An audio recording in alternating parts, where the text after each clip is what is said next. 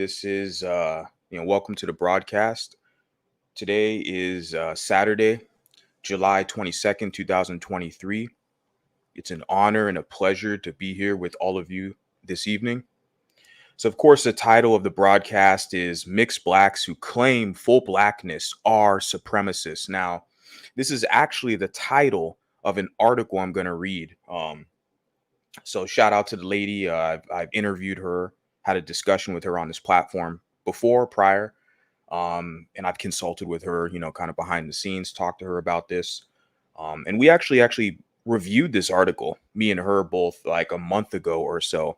But I didn't upload the discussion, the interview that I had with her, just because of I didn't like the layout. Wasn't using StreamYard, using Zoom, so I didn't like the layout of that, but I'm going to talk about it this evening. And of course, I know she'll watch the playback and she can provide further commentary, but it's going to be her article. I'm going to give my personal review on in real time for you guys here. So all of you that are here, make sure you hit the like button and yeah, going to get right into it. But before I get into the main meat of the matter, I kind of want to give my quick monologue. And of course, it's part and parcel, right? It's congruent. It's part and parcel with the discussion we're going to be having with the article I'm going to be reviewing for you this evening. And so I'm just going to go over this community tabs. I kind of laid this out. It's just like, yesterday and then 20 hours ago, right? Let me zoom this up. I think if you guys could see this a little more clear for you guys. So as we can see here, I said, I agree with Toenail Breaker, right? Toenail Breaker is actually, it's funny, he subscribed to my channel. I first came in contact with Toenail Breaker like a year ago, right? Like I said, I found J4 Conversations channel. He was doing, biracial content, a lot of parenting focused content, but he'd talk about his, biracial experience. And I joined a panel one day. And then Toenail Breaker joined the panel as well. So that was kind of my introduction to him. But it's funny, after the stream, I noticed he subscribed to my channel. And this was at the time I only had like, 5 or 6 subscribers. So it was interesting. I just realized, I was like, I jumped on a panel. I was with this guy and we all three of us or 4 of us, I think Al was on the panel too. We had a discussion, but after the stream, he subscribed to me and I was like, wow, there's someone who's actually interested in what I have to say, right? And this was before I had any videos uploaded. I don't believe I had any videos. It was just a functional channel. This channel was just, I was an audience member tuning into everybody else's content and putting comments here and there. But I didn't, give my own viewpoints or provide any kind of commentary of how I see things in this world. But I joined that panel, which I rarely did at that time. I rarely joined any panels, but I kind of, I liked J4 Conversations format. So yeah, I just wanted to kind of, give a background of how I kind of came in contact with Toenail Breaker, who always provides, he's obviously older than me. I believe he's in his 50s. If, I apologize if I, didn't get that correct, but he always provides usually good commentary from his perspective, being a mixed race individual. So I put here, I agree with Toenail Breaker and his recent analysis. What we see now is a kind of schism, right, within the so-called mixed race spaces. Now, I'm always going to lay this out for now on until further notice, until I see some type of, change or general consensus. When I see these biracials who start to develop a sense of cohesion, when they want to, be their own entity, their own group, instead of being underneath another group. So until further notice, I consider it so-called, because these are pro-black adjacent spaces. You think of spaces as a collection of channels, right? And the divide is between the mixed. Now, I mean, this is kind of politically correct. Like, obviously, with this channel, I put mulatto, which is those of us who are, European African identified, meaning that we find a balance within both of our cultures, our heritage, our upbringing, right? We value both of our parents, our family on the African and European side, or white, black. But the divide I see is between those of us like myself, who's mulatto identified, and mixed race people, mulatto people, and the black identified mixed race people, right? this is what I see as well. So I agree with Toenail Breaker's analysis. This divide will continue and will forever be present until clear lines of distinction are properly laid out, because we have a lot of ambiguity all around. I mean, just like, and I'm partially at fault even laying it out here in the text saying mixed race, right? Because it can literally mean anything. You're going to have people who look like Shaquille O'Neal, okay? They're going to have people who look like Lupita Nyong'o, whatever. They're going to come to you. They're going to come to your social media. I had some idiot on TikTok, they're going to come to you and tell you they're mixed race just like you. I'm like, that's cute. That's fine. Okay. But you're not mulatto. So I'm crafting, everything I'm doing is basically catered to that specific group. And it's very niche, but the niche is growing. And there is a demand, there is a market. You can look at the people who are in my comments, look at my social media, who I interact with. There is, in fact, a growing market. And so this is my mission here. And this is the major divide that I see currently right now, analyzing all of the information that's out there, the content videos, all the kind of, like I say, the schism kind of, right? And I think just generally speaking here, speaking to you guys from America, most of the biracial people that I see are definitely black identified, but they haven't figured it out yet. They haven't kind of had that biracial wake up call. They haven't figured it out. It hasn't clicked with them yet. That black card, that acceptance card, it can be revoked from them at any time. And, you know, it's on them to develop something, develop a space, a group, coordinate, work with people to build something that can be sustainable, right? Because yeah, nobody's going to do it for you. You have to do it yourself. No one's going to do it for you. And what I've often found, it's a lot easier to be underneath a monoracial group begging for acceptance, right? And fitting in, kind of fitting in, go along to get along. It's a lot easier like that. All you get occasionally is the occasional kind of joke, remark, or slur, right? That's kind of on the lower end. And a lot of biracial people find that acceptable. They're like, okay, yeah, they'll call me a name, they'll make a light skin joke, and that's cool. I can take it. It's easier to a lot of these people, right? So they go that route. From my analysis, when I'm in America, looking around, traveled this whole country, it's a big fucking country, and I'm traveling around talking to people, and that's what I see. This is my own millennial guy, it's my own personal perspective. I see that it's easier for them to get acceptance and fit into that group, the monoracial black group specifically, than to create and form their own, right? And then what I often see where the schism, what I highlight here, comes into play is because they see those of us who are very firm and adamant, who are like, I don't want to be underneath anybody else. I'm not trying to be absorbed. I'm not going to get a black partner and have black majority, mainly black kids and just, you know, be back into that community. I want something else. I like myself, you know, and I want something else and I want to sustain it. And so that's what the divide is. You see the divide. And then what you see oftentimes is with these people, okay, who are mulattoes, biracials, who are more so black identified, they are essentially jockeying for a position within the black community. And the only way they can, you know, remain relevant and kind of establish a form of authenticity with the monoracial black group is by basically shitting on their white side, downplaying their white side, calling out racism. That's why it's always the mulattoes who are the loudest ones, in the room fighting for black rights and civil rights and all this crap, because they do that to get acceptance from the black group. And then obviously their mating pattern is a main, that's one of the main things as well. Who they choose to kind of lay up with, their mating pattern. That's a clear, it's very obvious the direction they're going. And also, what I wanted to add on that, which is icing on the cake, which is very prevalent, is they'll point out to their majority black fan base or majority black constituency, whatever. They'll tell them, well, I'm the good biracial. I'm the cool one. I'm the good one. That one over there, he's racist, right? He's white identified. He's anti-black. I'm the cool one here. So this is a very common tactic, is what you see, that they'll do to establish themselves, right? And it's the easy route. Any of us can do that. It doesn't take balls to do that.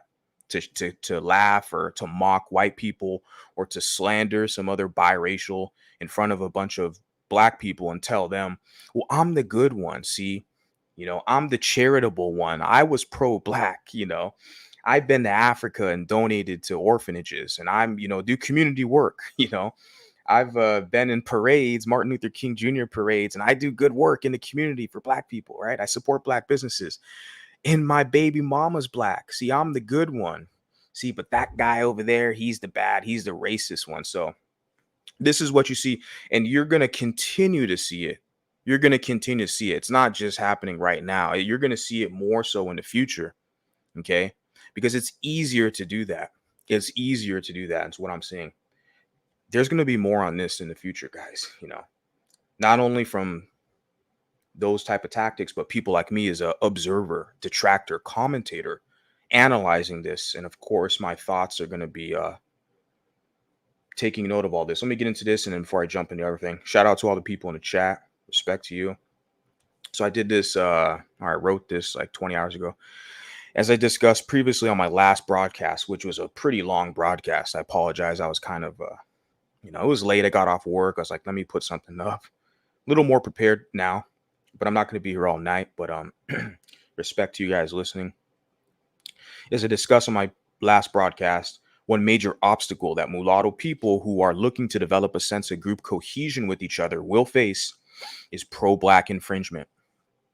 Okay, this is the ultimate thing, that I see is pro-black infringement. Pro-black infringement from monoracial black identified mulattoes and just straight up monoracial black people, right? Who will LARP as a mixed person.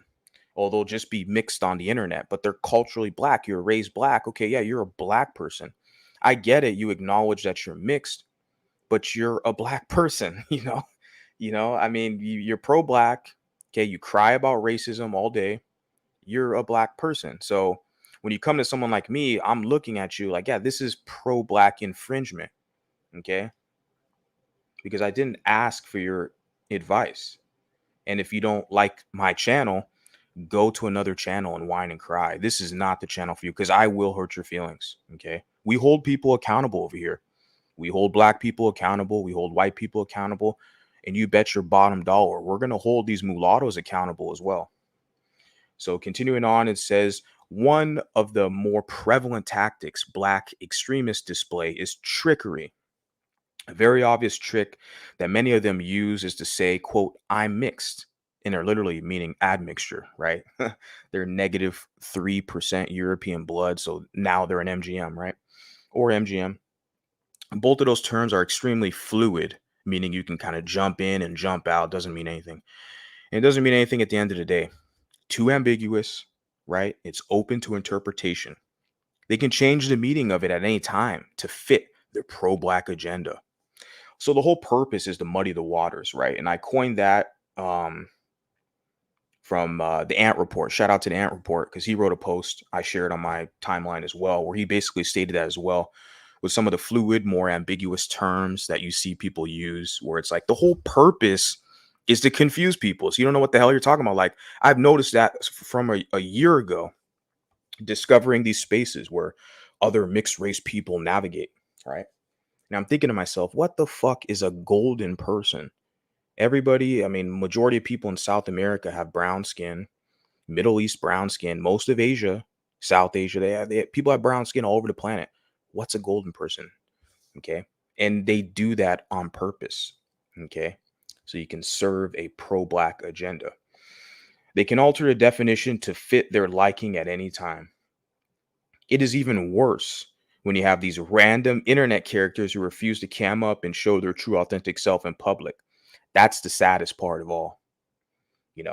If you don't have any confirmed pictures out here, you're never on camera, you're not even interviewing people. Like the article I'm reading, I have a discussion with her. We're both cammed up, real people talking. And she produces work. She has blogs and stuff that I'm going to get into. And so I'm coordinating, like I said, for future, I'm only going to converse with confirmed people, on this platform here, this channel. I mean, here and there, I might, talk to people, consult people, but if I don't know what the hell you look like, I don't take you seriously. If you're hiding behind an avatar, you're too much of a coward to either put yourself out there in some fashion. I don't take you seriously, you know? And I advise my audience, the public, to do the same. Do not take these people seriously. Okay. They want their, you know, because we're real people out here in the world. So if someone's too much of a coward, to let the world know how they think, their views, right? Um, I just, yeah, I cannot take you seriously. So let me continue on. The deception and trickery will forever be present. Like I said, specifically, even like I'm speaking now for biracials, right? Mulattoes, black, white. The trickery will be present, especially when they want to fight for monoracial black acceptance. And there's a few, there's criteria established for them to get that, black card, right? They have to go against their white side. They have to fight harder for black approval by downplaying whites. But more importantly, they have to one up other mulattoes and biracials. They got to be the guardians of the community, and they got to fight pro-blackism. They got to basically say, "Hey, that mulatto there's bad. He's racist. Don't listen to him." You know, you know. So that's the major tactic, which is pretty funny. I don't know how effective it is, Um, but that's something that's going to continue on. Like I said, forever be present. It's going to continue on. You're going to hear it more and more and more. I advise mulattoes to stay away from broad and ambiguous labels and stick to something ultra specific. You make it to where nobody can piggyback slash tether their way into your discussion. That's critically important. The specificity. And I knew that from day one when I started, analyzing the common nomenclature within some of these, with these channels, and people talk about golden, MLS, MGM, and all this other shit. And they say light skin. Well, you're light skin. You're just a black person. Okay. To me, you're not a whole separate race. I know they want to be, they want to claim that there's something else, but you're just black. Okay. As far as I'm concerned, there's a complete difference between someone who is biracial, black, white, one of their parents is white, one parent's black, or one parent's Asian, one parent's black, versus someone who has two black parents that are black identified, light skin. Complete difference. And I've known that from day one. So I'm just kind of having a hard time. I'm talking to people who there's a huge discrepancy, like the intelligence gap with some people. They're having this elementary level discussion. I don't, they, to me, it's baffling how this is not like you don't get this or understand this. Yeah, we're not all the same, and you've always had these problems here. Even before I came into these channels, connected with these channels, you've had these problems. And when I'm done, well, a lot of these channels, I just blocked them and I don't interact with them. Like I said, they're still going to have these problems. They're still going to be fighting and crap, but a lot of it's politics now. We see people just want to grow their channels, and some people have different ways of doing it. Um, a lot of people just, they're not good YouTubers. I've only been a content creator for a year, and since then I have several channels. But some people, you know, as we've seen the past like year, they get drunk, they go on YouTube, they start fights with people, they go on other people's panels and start fights and yell, and that's their way of developing clout. I mean, but then they want to act like they speak for biracial people. Sit your drunk ass down. You don't speak for me, okay? So continuing on, it says black American men with self-respect and integrity, right? Because like a reason why I say this is because like I mentioned this on my last broadcast when I kind of covered Tommy Sotomayor, is that I've noticed that black American men it's easier for them to gatekeep what it is to be a black man, right? They do a better job, I feel like, than black women. We can get into that in the future, but that's just my personal observation, is I feel like they do a better job at that. So what I've noticed analyzing some of them and their work is that there's similar tactics being foisted onto them, and they refer to it as flat blackness. Okay, this is a concept that they've developed, black men have developed, called flat blackness. So I urge you guys to go look into that. Clear lines of distinction have to be drawn to properly identify what is what and who is who. For those of us who are honest and rational, at least, right? Someone like me. As I've stated before, the whole purpose of these broad and ambiguous categories that the pro-black infiltrators use, which they are pro-black infiltrators, MGM and mixed, right, is to muddy the waters, right? Make things confusing and to establish themselves in our discussions and to develop some kind of relevancy and justification to infringe upon our spaces that are meant to serve us. I mean, I created this channel to connect with other mulatto people. Let's have the discussion. But you have these random people who show up. Like I had this idiot in a ski mask, who says he's a brown skin MGM. I'm like, that's cute. Whatever you say you are, you're Barney the dinosaur. Your ass ain't a fucking mulatto. Okay. And with all due respect, I mean, I don't understand why you come to me and try to play games with me. Like I think it's cute or something. I'm not entertaining that stuff. And it's pro-blackism. The same guy, you go to his channel and you see that he's following all these pro-black channels. You see, but then that's what they do, the trickery, the lies, because they'll sit there and tell you, I'm not pro-black. I used to be pro-black. I'm not pro-black. But yet you look at this, he's following all these pro-black channels. So I know the game. It's very similar with people, the level of kind of, I guess you can say, indoctrination, I guess you can say. It's like, because there's a lot of women, I'll go there for this instance to make the comparison. There's a lot of women who will say that they're not feminist, but yet they're following feminist channels on YouTube. They have a lot of feminist concepts.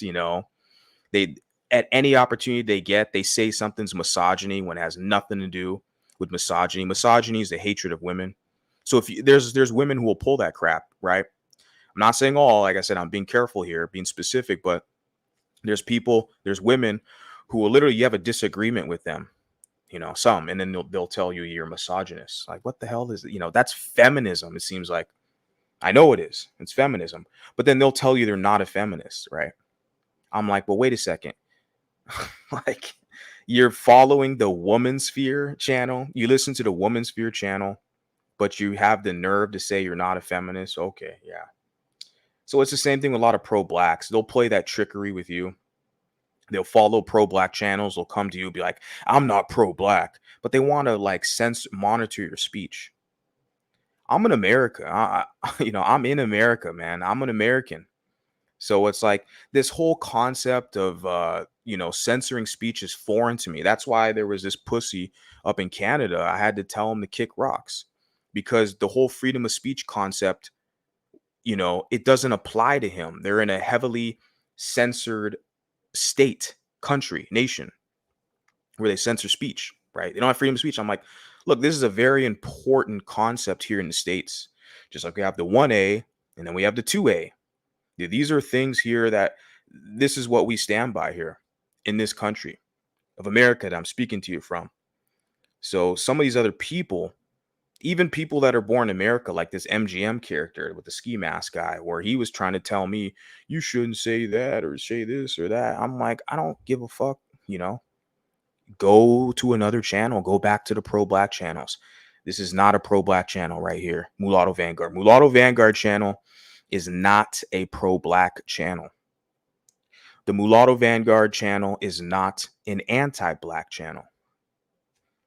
So I got to make that clear for the knuckleheads who think they're going to come over here and try to tell me that I need to speak more, I need to speak more to their liking. It's not going to happen. I say what the fuck I want over here. Okay. And to establish themselves in discussions with some kind of relevancy and justification to infringe upon our spaces that are meant to serve us. I created this channel for us. This is our channel. It's ours. And you have a stern, assertive man here who's affirming this. This is ours. So nobody else is going to come over here and dictate. This is ours for us. And a lot of these, like I said, I scare off a lot of people. Good. I don't want the weak bitches over here. So, and they use fluid terms and labels to essentially justify themselves being around you and to monitor and to police your speech to fit their pro-black agenda and to make sure you as a mulatto, okay, the person who has the light skin privilege, you have your what they say, closer to whiteness or some shit. What they say, proximity to whiteness. They gotta, these pro-blacks, okay, black extremists, they gotta monitor you to make sure you stay in line as a mule on the plantation. They gotta make sure you use your light skin privilege to benefit the community. They need to make sure you use your proximity to whiteness to serve the darker skinned people. That's the arrangement that they have set up for you. For a lot of you, those of you who accept those terms, and I find out there's a lot who essentially are sadomasochist, you know. So I just want to kind of go through that real quick before I get into, like I said, the article. Shout out to Moon Sparkle in the house. Appreciate you being here. Nice to make a stream a bit late. Yeah, I appreciate you being here. If you could hit the like button, I really appreciate it. I know it's late where you're at. Thank you. I've read the article. Yeah, yeah. So you read the article. Yeah, no doubt. Okay, so we have some UK people in the house. Shout out to you guys. That's what's up. I can't stand the term. The thing is with light skin is I'm only light skin around dark skinned black people. I'm not light skin around white people. I've never been called light skin by white people. I've never been called light skin by Hispanic, Latino, or Asian, right? Which I'm from California, guys, in America. It's a very diverse state. There's a lot of different people from around the planet. There's people from the UK who were born and raised in UK who moved to California to live, right? Not only the movie stars, but or journalists or etc. There's like other people as well. People from around the planet who've moved and relocated, resettled in California. So I grew up in an environment outside of Los Angeles and even working in LA, et cetera, where it's like I see people from around the world, places I've never heard of, like Guam and Sri Lanka, like all these small countries like around the planet. Like there's those people who actually live in California. And none of these people have ever called me light skin. None of them. It's only when you get around dark skinned black people, man, or red bones, whatever they call it, who will sit there and say you're light skinned. So that's why it's funny when I started to look at some of these channels, right? About a year ago, Golden Sphere channels. And I'm looking at some of the, vocabulary people are using, like light skin. I'm like, that doesn't apply to me because that to me it implies that they're culturally black, they're black identified, they're raised black. And it's like, well, I partially identify with that, but that's not the full story. So I feel like those of us like myself who are mulatto, black, white, our stories are being suppressed, monitored, heavily censored, and yeah. So yeah. All right, I'm gonna get to the article right now. It says the term light skin is usually used like a slur nowadays. Yeah, I had some guy who put a comment. I shared a picture of I blocked the guy because he's an idiot. He's a troll. And I shared a picture of Zendaya, like a quote. And he was basically trying to clown how I look. And I was like, "Oh yeah, nice, love you too."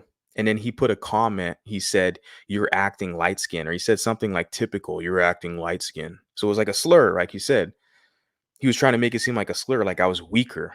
Like, "Oh, you're acting light skin." And I replied, "Yeah, I know, it's the best skin," and that really set him off, you know. I gotta be careful. I'm actually taking some cues from what I'm seeing because I know a lot of the pro wax have got up in their feelings as of late.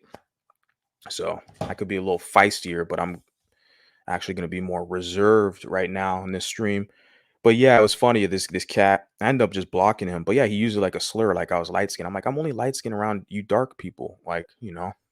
But he said I was acting weak and light skinned. It's like, yeah, it's the best skin. So now what? He didn't like that. He got all in his feelings, which is pretty funny. I'm actually a light skinned, two parents, two black parents. Yeah, yeah, for sure. And definitely stand on that. What I've noticed is in a lot of these kind of space, a lot of like different channels, is they try to kind of push everybody together when it's like, well, my experiences are different because I'm only, like I said, I'm only light skinned around black people, and all of my black family, they're all dark skinned. I mean, in the future, I'll eventually basically publish some images out there, some photos, some stuff that I have in my albums with my family, and they're all dark skinned. That's why this whole concept of light skin is like foreign. It's only within you talking about the kind of black context, I guess you can say. This light skin. Never heard a white person ever say that or anyone else. So it says here exactly, yet if you can take a dig, even others who are you, the wrong one. Yeah. Well, what you have is what you say with the in the communita, you have the victim Olympics. You have this kind of unspoken rule and you have this hierarchy where the darker you are, the more victimhood points you get. So you get to be on top of the pyramid, right? The lighter you are, or like I said, the proximity to whiteness, then you essentially get the position of a mule. If you want your fake acceptance, you have to use all the little social benefits you have to serve people who are darker than you or more gayer than you, because that is an element that they have basically, they pushed in to their network intersectionality essentially. So blacker, and if you're blacker and gayer, you're at the top of the pyramid. If you're the more straight you are, the more masculine you are, and the more white you are, then they have some negative views towards you, right? I've noticed that too. I'm not going to mention the channel names, but there was one channel, particularly kind of larger channel, that one of the channels I first heard about, like the whole golden sphere or mixed race thing, because it was mainly because of women, because there's just more women than men. And a lot of them, there's more of a communal feel with the women, right? And they actually work better than the men. It's just very obvious. I've known that from day one too, just studying kind of, gender and stuff like that. I've known that as well, that the women are just way more communal, work better than the men. Men are all competing to try to, see who can kiss black ass the best, basically. So that's the men here that I see, the mulattoes. And yeah, yeah. What was I gonna say? Yeah, with the channel where I started to realize that because they use these terms like golden or exotical or mixed, and that they have these hierarchy in place that the proximity to whiteness, if you're closer to white, like for me, I'm a mulatto 50-50, like I said.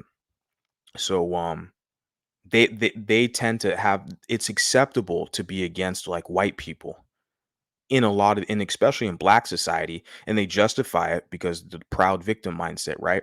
But then also these mixed race, so-called mixed race spaces, like I said, because they're basically just pro-black spaces, right?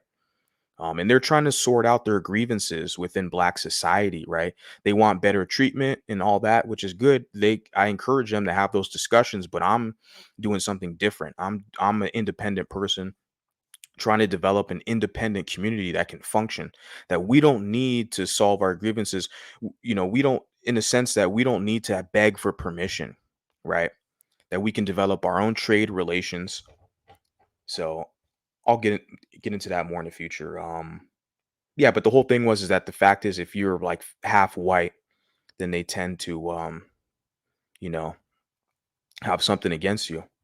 I noticed that right away. I was like, yeah, I see what's going on. This is a pro-black shit. It's pro-blackism. It's pro-blackism. There's no other way to put it.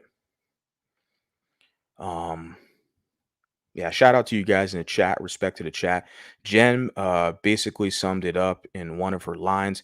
She said, "Black people wear their blackness like a scab. If you claim mixed race, they will throw their blackness on you." Yeah, because the one drop rule is weaponized against mulatto people. They use it to weaponize you and to shame you, to guilt you into serving them as a mule. And I'm one of the only voices out here that I see on YouTube who's firm and who's asserting myself. And I don't give a shit if I don't have, like a lot of the communal support, I guess you can say, or the viewers, the numbers, when you have a live stream and you have, oh, I have all these numbers. Because if there are a bunch of pro black people watching me, I mean, that's not what I'm doing this for, you know? So, yeah, shout out to you guys. Appreciate you. Okay, and I'm actually gonna get right into it. Okay, let me get this up here. So the name of this article is exactly the name of this stream, right? And it's mixed blacks who claim full blackness are supremacists. Now, this is colonialism, politics, race are kind of the tabs, right? April 26, 2023. So that's like what, 3 months ago, guys. This is fresh. The political strategy of the mulattoes in denial. Of course, Zendaya is a mulatta. Okay. So I used her on the thumbnail. Um, but even I talked to the lady, Victoria, who wrote this, and I was, basically like, well, this right here is kind of like an oxymoron. I guess they can, I can call it mixed blacks. Well, if they're mixed, then they're not black, right? They're something else. But they're mixed blacks, but there's special criteria. They can't claim full blackness. If they do claim full blackness, then they're supremacists. Well, what the hell? This relationship seems very confusing. It seems that of a subordinate. So the mixed blacks have to beg the full blacks for acceptance. If they don't, they're supremacists. Oh, okay, I get it. I mean, I already see it kind of here now where people will saying you're anti-black, you're racist. Okay, cool. Now what? Kiss my butt.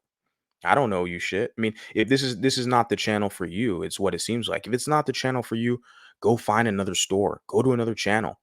Millions of YouTube channels, go over there. They'll kiss your butt and make you feel good like a special victim. Over here, we hold people accountable. And you're damn right, we're going to hold mulattoes and biracials accountable over here for their fuckery. So the political strategy of the mulattoes in denial. Right. Political strategy. Now, and I talked to the lady Victoria, right? Like I said, we kind of reviewed this behind the scenes, but I just didn't decide to upload our interview. And what was I gonna say? Yeah, but that I was gonna what I was going to say was that basically this article, she admitted that this is a politically charged article when she wrote this with the framework and thinking of political strategy. Because there's a lot of things that I saw this and I read this and I pointed out to her that it's not really accurate. And obviously, it would be better if she was here. We could talk about it with the public, but she doesn't really like these kind of live formats. I like this impromptu type of thing. Puts me on the spot, makes me sharper, makes me think, and to get it out, get the words out, and continue on. If I make a mistake, it's like can probably go back and correct it later. But I like this kind of guess you can say impromptu kind of format. But I know there's some people who don't. They're kind of shy or whatever. So let's get into this note. This article does not focus on mixed race people created by slavery, right? Cape Verdeans, etc., but on opportunistic individuals who want to corrupt facts to their advantage. These words do not describe the mixed race groups whose members recognize their mixed race identity but identify as Black respectfully for culture and with a sincere love.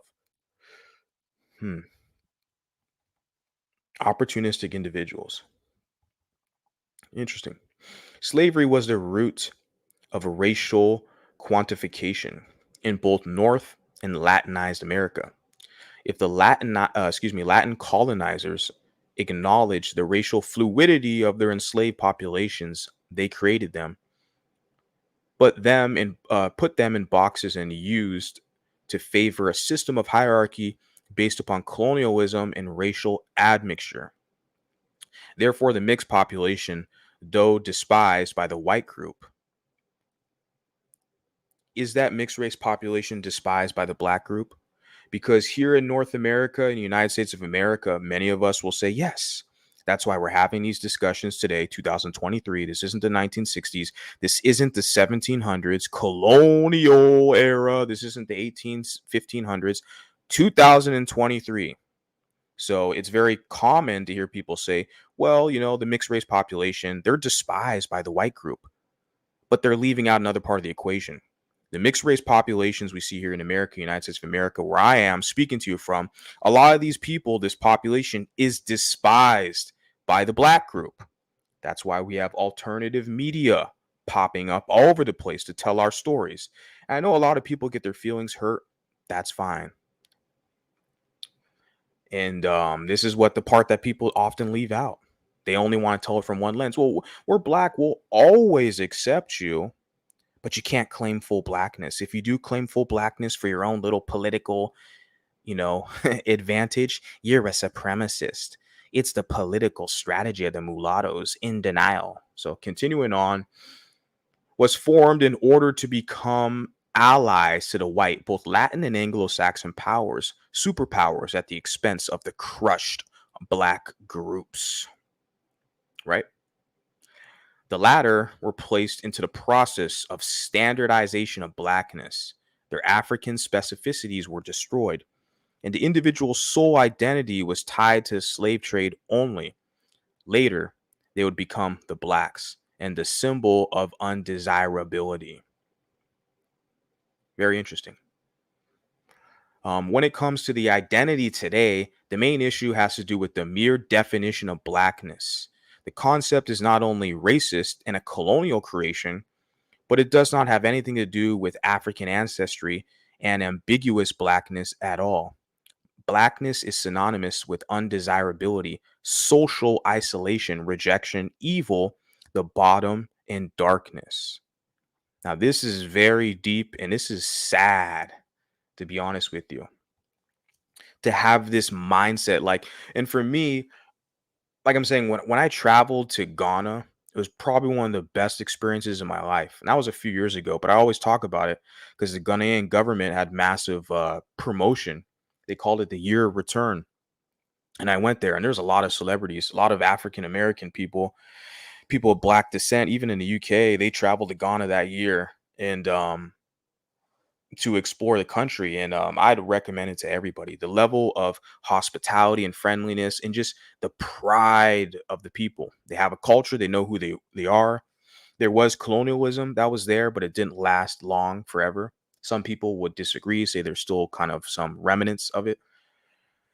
But this concept here, you say blackness is synonymous with undesirability, social isolation, rejection, evil in the bottom, and darkness.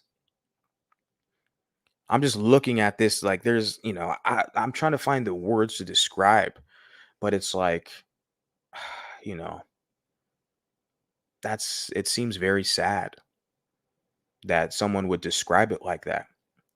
Because blackness is a beautiful thing. Like I said, when you go to a place where you have people who have their culture, their identity, they have family, they love who they are, they want to share their tradition with you. There's nothing evil about it. There's no social isolation or undesirability. So I think you have people who are black people who were raised in white countries who develop these kind of extremist views of blackness and this militant kind of mindset to challenge colonialism to benefit blackness and black people. This is kind of what I'm seeing here. Like, I mean, no, I'm saying I like Victoria, but yeah, she's born and raised in a white nation. So when I see this, like, there's a lot of black Americans who are in the pro-black stuff. They'll have similar kind of concepts where they'll say, well, this is what white people really think about you, undesirability, evil, rejection. And I'm like, well, you can't control how other people think about you, you know? How do you think about you? That's the real question, right? On the other hand, the low self esteem of many black Westerners push them to support the racist ideologies which place mixed people into the black realm, like the adoption of the one drop rule, right?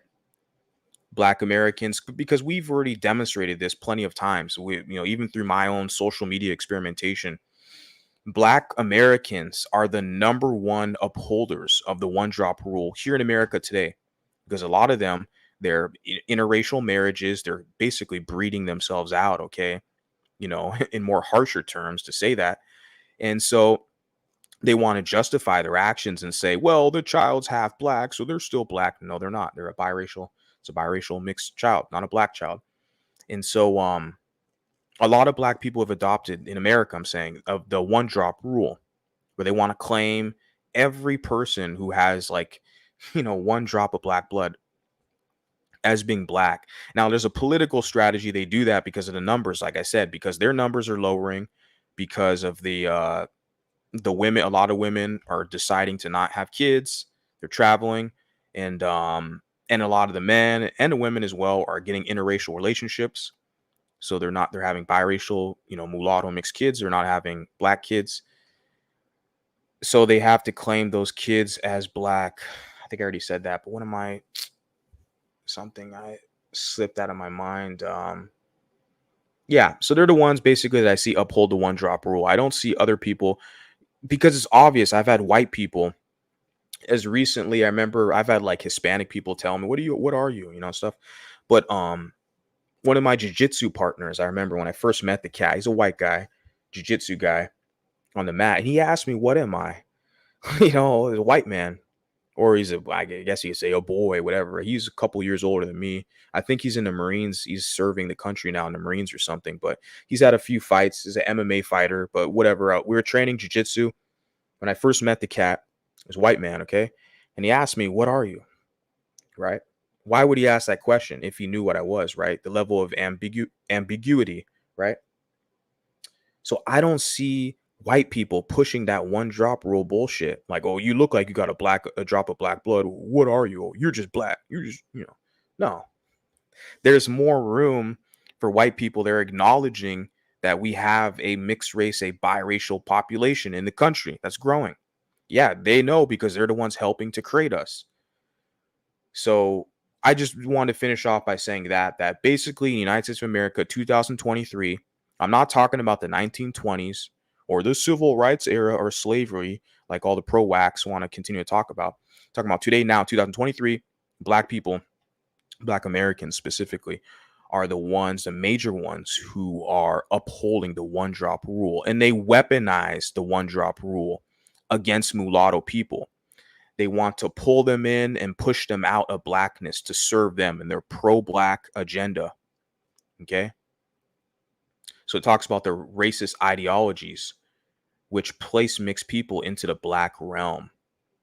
The confusion is going to be with the FBA pro-black community because they want to weaponize the one drop rule against mulattoes and use mulattoes to benefit them, right? Numerically for the numbers, right? For representation, like a Jesse Williams, they'll claim all of your wins. Oh, he a black king, he's a celebrity and all this stuff, right?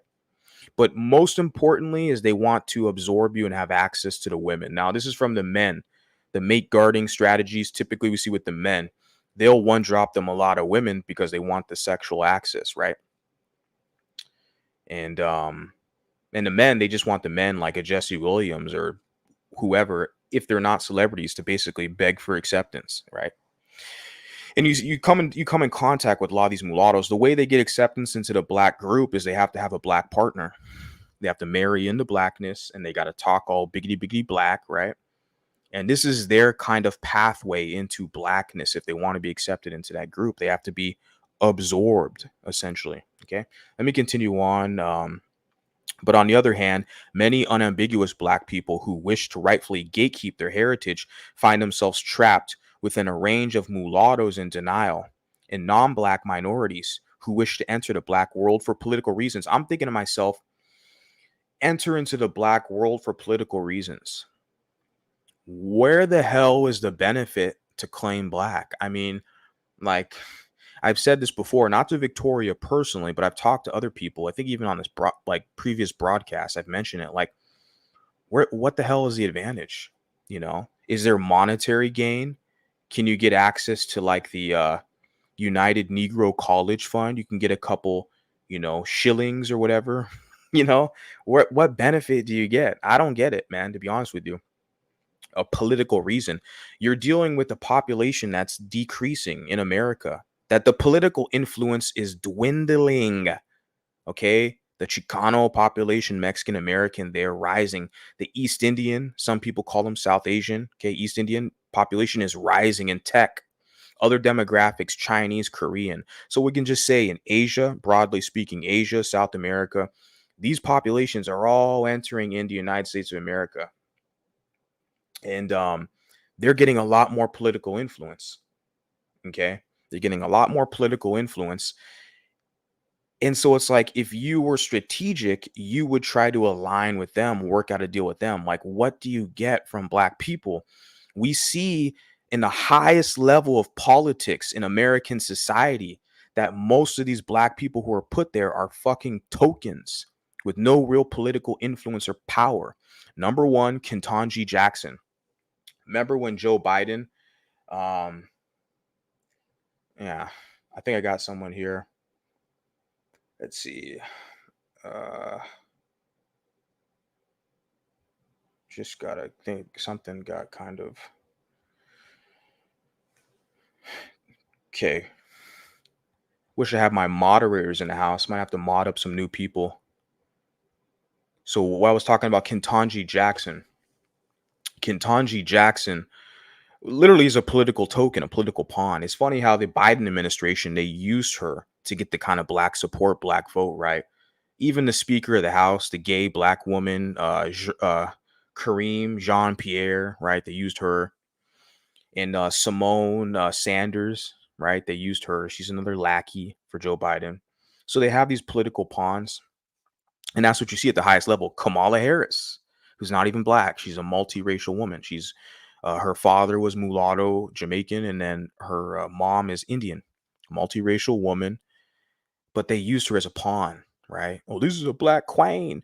My vice president looks like me. It's a win for the black queens. And then you got Ketanji Jackson, who's married to a white man, has mulatto daughter. Okay. And it's funny because Ketanji Jackson was on the bench, and they recently had this they had this Supreme Court decision to revoke the what they call the affirmative blaction is what I'm saying, but affirmative action, right? They basically and she was on the bench. She had two blacks on the bench. She had, Clarence Thompson, okay, who's also has a white partner, has mulatto children, and Ketanji Jackson, right? Black woman with a white husband, mulatto daughter. And so that to me, she's like a pawn, right? I'm pointing that out because of that recent decision, which is like the pro blacks, they're all like, we need affirmative action. We need preferential treatment in society because we can't compete with these other groups, these Asians who are smart, these Latin Americans who are hard workers. And, they have a lot of ingenuity. They're just hard workers and, helping build America. We can't compete with those groups. So we need special set asides, white zaddy. So it's interesting. Yeah, they got Ketanji Jackson in there, who's a political pawn. So I'm looking at that, enter the black world for political reasons. What do you gain politically aligning with that group? I don't get it at all. When most of these black politicians, I already mentioned the highest level within the federal government with Kamala Harris, Vice President, Ketanji Jackson, who's on the bench, Supreme Court Justice, okay, lifetime tenure. Same thing, Clarence Thomas. And even at the state level, you have, well, I already mentioned the White House press secretary, Kareem Jean Pierre. You have the state level, you have your representatives like Ayanna Presley. I think she's in the Boston area. And these are all like puppets. These are all puppets, like, and they serve the Democrats, most of them, right? And the Democrats have an agenda which is pro LGBT, pro immigration. Of course, the immigration is to bring in a new group that will, you know. So I'm analyzing. I don't want to get too political with my own kind of spin on things, but I'm sitting there like, where the hell is the benefit for a mulatto to enter the black world for political reasons, just to be above blacks, I guess? I mean, I don't know. And what's funny is because blacks put them there. Like you have the guy from the Nation of Islam. His name is Elijah Muhammad. You guys heard of him, the Nation of Islam, Elijah Muhammad, So blacks put him there. Then you got Louis Farrakhan. Blacks put him there. Okay. They're looking for their magical mulatto to save the day. So you're damn right. They hear a guy, see a guy like me. I scare the shit out of a lot of people, especially these biracials who have been conditioned to kiss black ass, to serve blacks. They see a guy like me. You're damn right. I scare a lot of people. Just calling a spade, reporting in the news as I see it. So obviously he was on the thumbnail. Actor Jesse Williams, right? So that's why I used his image because he's here in an article. Continuing on in the U.S. And like I said, when I spoke to this woman very thoroughly, I think we had like a 2-hour discussion analyzing this article, and she's never been to the United States of America. Okay. but she's commenting on it. That's like me, reading a couple books and looking at some videos, and now I'm going to talk about France and Belgium. And I was like, I know everything about France and Belgium because I seen it in a book and, watched a video. So I'm an expert in France and Belgium or Europe. I'm just being sarcastic. So when I see this, when I'm reading her work, which I applaud, she's giving me good material to kind of observe. But it's like, well, you've never been to the United States of America. So you have an American man right here, born and raised, telling you, okay, now things are a little different over here, right? And especially for someone like me who's traveled this whole country. So I just want to lay it out there. Like in the US, just as a disclaimer, the lady who wrote this has never been to the United States. She wants to go, she told me, but she hasn't been yet. So both the non-black and black Latinos want a proximity to the United States blacks in order to slowly replace them through the merging of their social and political issues. You guys see that? I'm just letting you know. So a lady who's never been to the United States, just what she sees on the news, social media, whatever, is basically black, pro-black, black extremist kind of political, points that are out there that are saying that the Latinos, the black Latinos they want a proximity to the black Americans to replace them. So it's like the white supremacy in reverse, but we'll say black supremacy, this replacement theory concept, right? Is what we see here. That the black Latinos and non-black groups, they want to replace the blacks in America. I'm a simple guy. I'm like, I just want to get the hell away from a lot of people who promote crime, people who promote degeneracy, and also people who have a chip on their shoulder, who don't like themselves. They hate them damn selves so much that they want to say they're something else, that they're indigenous, that they're Hebrew Israelite, and they're this and that. It's like, I want to stay the hell away from those people. I want to stay the hell away from the crime, okay, the underachievement, and the degeneracy, right? The promotion of just a bastard culture, creating bastard kids all over the place with no discipline and direction, no businesses. There's no economic opportunity. That's why I'm kind of laughing. I'm saying, well, what political advantage can you get with this demographic that has no economic really sway, right?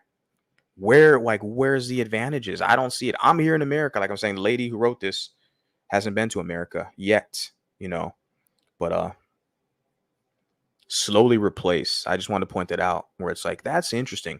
Where did you get these ideas? Because even at the end of the article, there's no like citations or anything. And I pointed it out to her and she admitted, she's like, yeah, I probably should have put some citations and stuff because I'm looking at this. And she admitted that it was politically kind of charged, article. And I was like, and I asked her before too, are you Pan-Africanist? She's like, well, yes, kind of, but not really. Because she said she doesn't agree with Pan-Africanism. Now I'm being respectful because the lady's not here and I respect her. But I just disagree with what she's putting here in this article. So we can have a civil kind of, conversation. But, and I explained to her, like, even when I went to Ghana, they had in W.E.B. Du Bois's resting place. So it's just like a museum now. They have a picture of Haile Selassie in there, which is the Ethiopian kind of like, I guess he's like a prophet to the Rastafarians in Jamaica, but was like an Ethiopian leader, right? And he's like an Arabic guy. He looks Arabic more than anything, doesn't look African.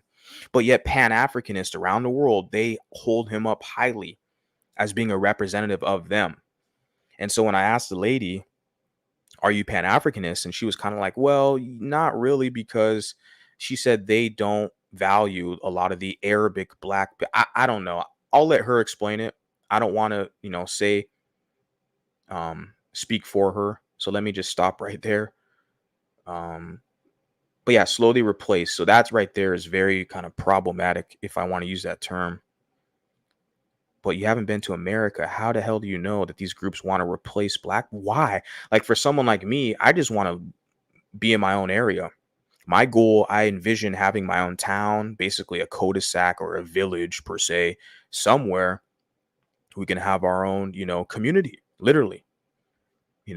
Some other people have higher aspirations. I do as well, clearly, but I'm very realistic. I'd like us to have our own, neighborhoods and part of towns where we recognize, hey, this is our community, this is our area of town. People around the world know when they come to America, they go to this specific spot. This is where the American mulattoes are at. And they have a history, hundreds of years in this country. And they've had some challenges of trying to be absorbed and erased. But there's some of them who are firm, still standing, who want to preserve who they are. So I'm not trying to replace anybody. I can say me myself. I get the hell away from problematic people, especially here on social media. I can tell you, I just block people as soon as I hear some pro whack shit and they're coming over to my comments or saying something funny. Block, bye. I don't care about you. Okay, because you got a lot of enemies, and you go deal with that. Don't come over here with me. I don't care. Okay, if you're not hitting up my Cash App, giving me money or anything, I don't care about that pro whack shit. Not over on this channel. So let me continue on. Their wish for unity is never innocent, but a political tactic whose final goal is to allow the brown movement to dominate the black sphere, both economically and politically. It's funny because the so-called brown movement, you have like the brown society, you have mulattoes. They've been helping these blacks all the way back on the plantation. W.E.B. Du Bois, Booker T. Washington, Frederick Douglass. You've always had these mulattoes and brown people, so-called, who have been helping these darker blacks since day one. We can talk more recently with Dr. Claude Anderson. You guys know Dr. Claude Anderson, mulatto cat. And it's like he has like 7 books or 8 books published with political strategies to help black people practice group economics. And he's highly favored within the black sectors and pro-black spaces, right? Dr. Claude Anderson. And I'm looking at him, so I'm like, throughout history, Thurgood Marshall, Langston Hughes, Adam Clayton Powell, Charles Drew. I'm talking about the past 200 years in America. These so-called brown people, the brown movement, they've been helping these blacks, man. I love it. But now it's like you have these black extremists, really, who are trying to set this kind of pretense that it's never innocent. We're here to undermine the dark-skinned blacks. We're here to undermine them and get advantages. And I'm thinking to myself, I'm doing you a favor. What the hell am I going to get economically and politically? You don't have any business structure. You have no institutions. You don't control any businesses.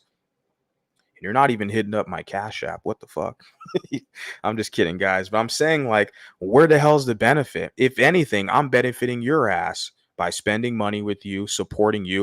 And like I said, for me, I'm a little bit more you can say, a tad bit bitter just based off the choice of words that I use, because it's like I've defended the humanity of a lot of darker skinned people, especially the past decade, right? Defended the humanity in front of white people, Latinos, only to when I started to get around more of the darker skinned people, black Americans, to basically try to slap me in the face.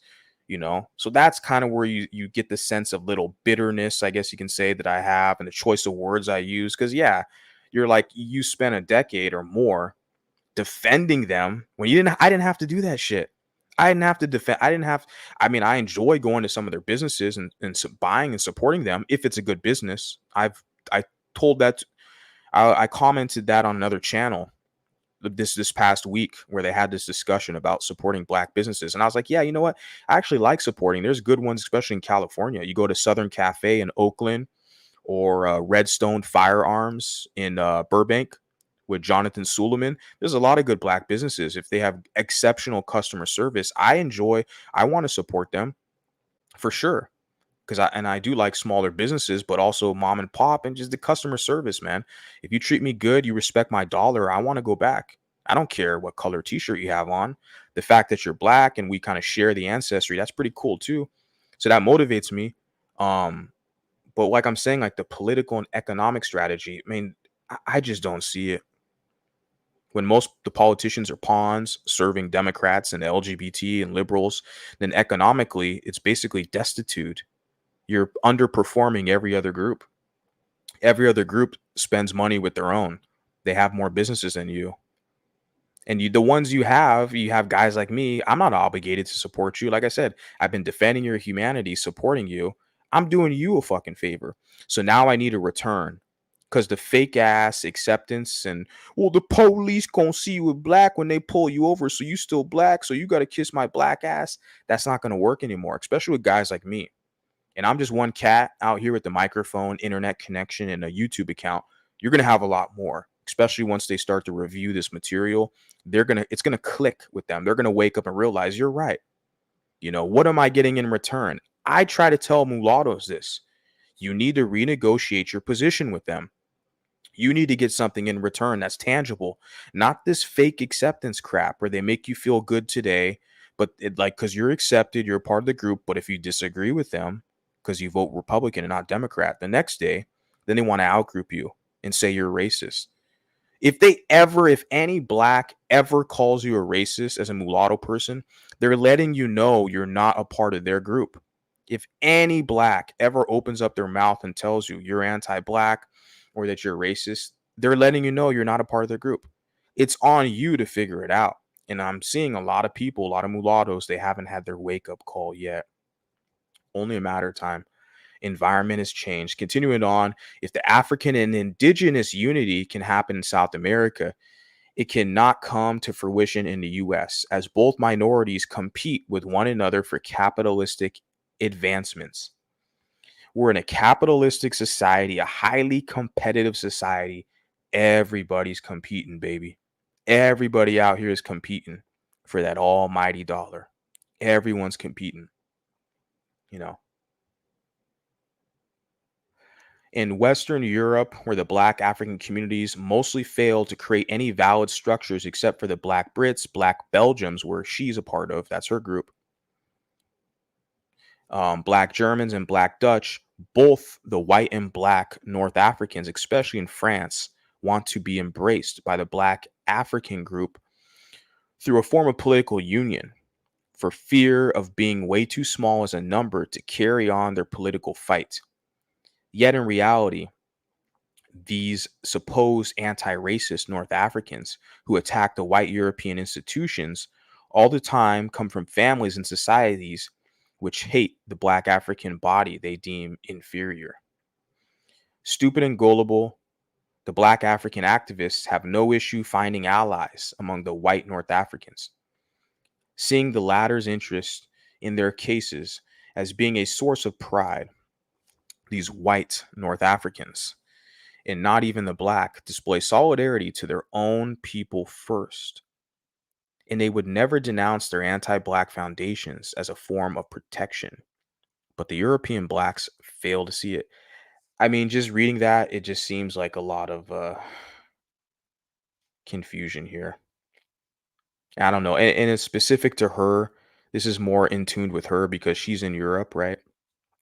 So obviously she has firsthand knowledge here. So I can't really provide any real commentary on all this here. This is her European experience, what she's observed with North Africans. But it was here when she says in the US. I'm like, well, wait a second, ma'am. You've never been to the US. And then you have kind of, I see black supremacist rhetoric where it says, where I find it, slowly replace them.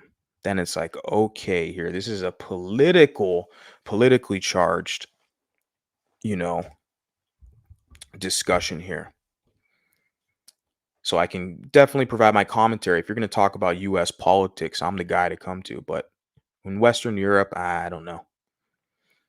But that's what you feel. I'll share this article with you guys too, if you guys definitely check it out later and tell me what you think, whatever commentary you want to provide on it. Therefore, in both the US and in Western Europe, the non black minorities gyrate around the blacks to advance their pawns.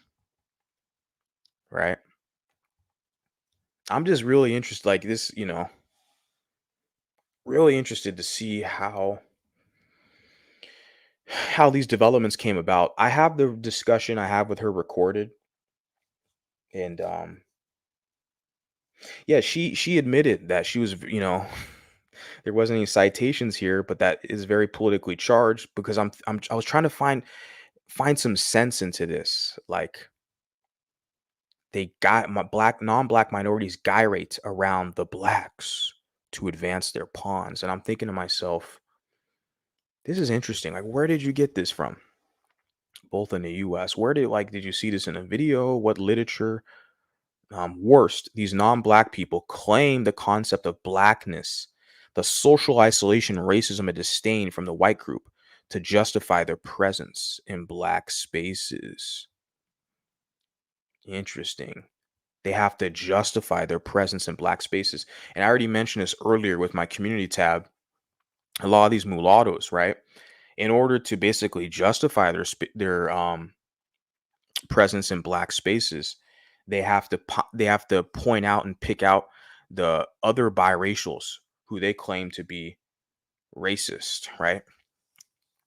And basically today, and racism means you're not kissing enough black ass. You're not begging for acceptance like me, so you're a racist. That's basically what they're saying.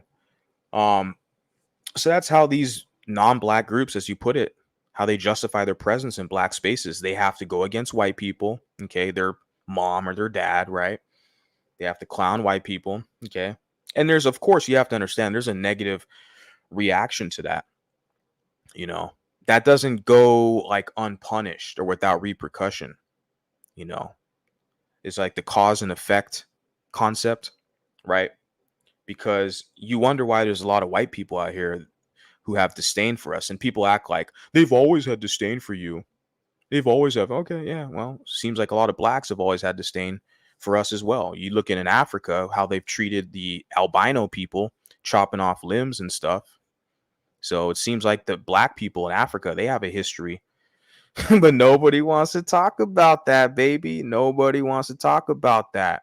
The discrimination that darker skinned people do to mixed people and to even albinos, lighter skinned people. They don't want to talk about that. Oh, that's an isolated issue, but we can all talk about the white people don't like you. I've said it before on this platform a year ago. I was like, look, I started to know the difference in this country when Colin Kaepernick took a knee for the Communitaw, really to renegotiate his NFL contract. But more so with Obama in his 8 years in office, that's a whole decade with Obama in office. What Colin Kaepernick did when he took a knee for the national anthem and stuff like that, that was a major blow. People were looking at him like, wait a second, your ass don't look all black like that. And they're like, wait a second, you have white adopted parents.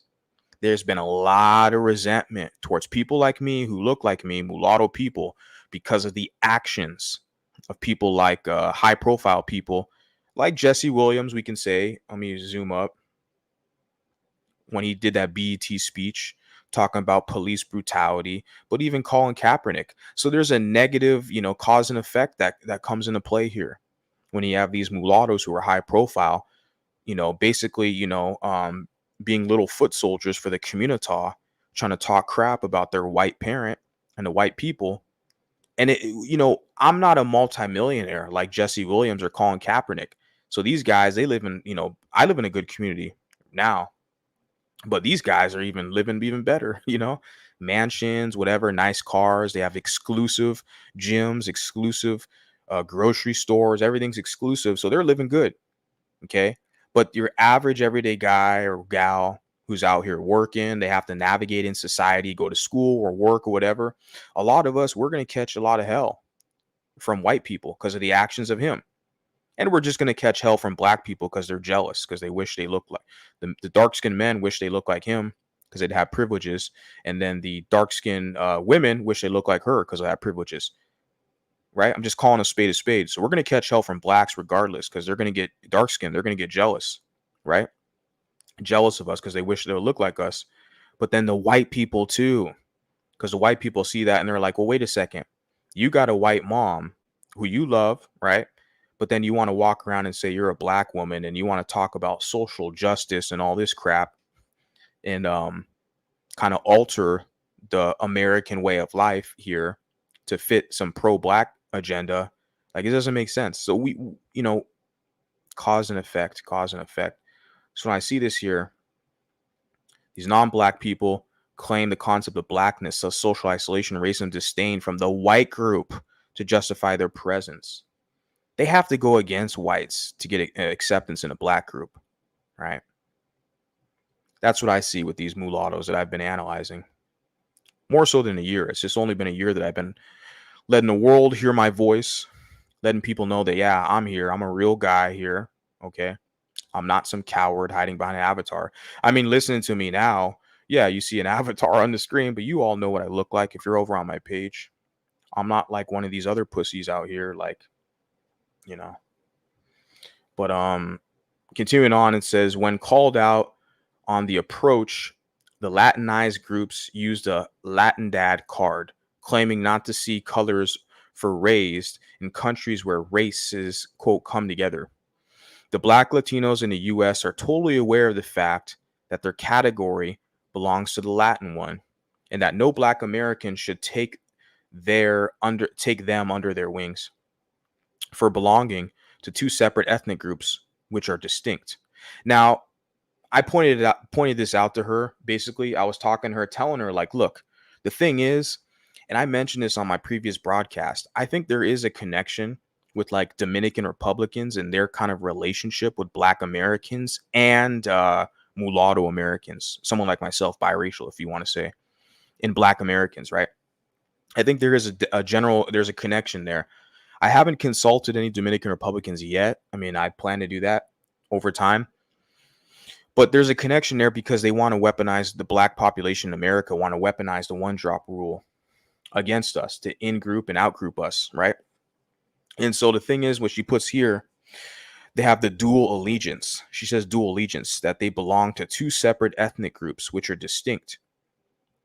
But the thing is, me as a biracial cat, mulatto cat, white mom, black dad,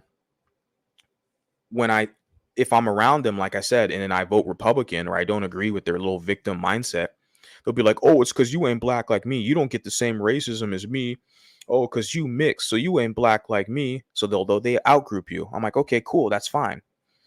But then when I go around, like I have this channel and I'm very, firm and assertive with my delivery, I'm like, yeah, you're damn right. I'm not black like you. I got a black dad. Yeah, go talk to him. But I'm me. I'm biracial. I'm mulatto. Right. And then they'll all come in the comments, not the live stream like you guys here, but like other videos or my community posts or whatever, be like, oh man, the police gonna see you as black on slavery days. You were just gonna be black too. You just black. The white man's still gonna see you as black, so you just black. So I'm like, you see that confused game? Because it's Black Americans that are the most confused people on the planet. You see that confused game where they want to outgroup you at their convenience, but then they want to pull you in to serve, to shame, so you can serve as a mule. Well, you still gonna be seen as black, so get your black ass over here and serve. They do the same thing I'm seeing with these Latin groups, specifically Dominican Republicans. It's interesting. I heard on a broadcast from some other channel where this black lady was like, Latino is not a race. You hear that a lot from a lot of Black Americans, right? Latino is not a race. Latino is not a race. Well, I grew up in an environment where you have Chicano people, Mexican Americans, who have a term they call Viva la Raza, which is forever the race. They look at themselves as a race. Regardless if the federal government wants to recognize their independent status as their own racial group, they are, in fact, a race, a group of people. Okay. You use a slur to them, an ethnic slur, they're going to say you're racist. You're being racist. Okay. So they are a group. And I know a lot of Black Americans want to play the game with them too. Well, it's not a race, so you're still black. You got to drop a black blood. It's funny, before I even heard about these mixed race spaces, like one of the first like pages or channels like a couple years ago was on Instagram. It was most of the were mixed women. So I'd have some of these discussions over there, right? Just here and there. It wasn't like I wasn't all the way in at that point. I've always been, like I said, biracial mulatto identified, but I just didn't know that they really had these spaces out here like this where we can kind of congregate on the interwebs. But this lady was telling me, she's like, she recalled a situation where a black woman told her to her face, oh, you white, you ain't black, because she was mulatto, right? Biracial. But the same dark-skinned black woman turned around a couple minutes later and tried to convince this white Hispanic person with zero African ancestry that they're black too. See how they weaponize the one drop rule? They've been doing that with Hispanics a lot. So that's the thing and I'm looking at this article, they don't talk about that. So me as a mulatto guy in America, that's what I'm giving you my personal observation of what I see, where I see that side, how the one drop rule is weaponized against us for the black extremist political agenda, where they want to use us for numerically for the numbers, but also political and social cultural influence. They want to use us at their convenience, absorb us, and then kick us to the side and disregard us, right? And you have people like me who are like, nah, fuck that. Nah, how much does it pay? Are you going to break me off with some money? You're going to hit the Cash App? Because I'm not doing none of this shit for free. You know, I mean, not kissing your butt. I mean, I don't know how much you're paying, but like this whole caping for your ass, I'm not doing it for free, you know. But I'm seeing this here, like they want you to do it for free for fake acceptance. And I know I kind of went on a tangent here. The article's almost done. I'll drop the link if anyone wants to hop up. But like I said, it's the political agenda because with the Dominicans, they, like I said, I want to bring it back to Dominicans because they do the same thing with them, these other Latin groups that they do with the biracials, mulattoes, right? They'll kick you out and say, well, you're not FBA. You're not Black American. You ain't got two Black parents. You ain't from the hood. You ain't Black like me. And I'm like, okay, yeah, I'm not Black. You have a lot of Dominicans who are asserting themselves, which they rightfully should.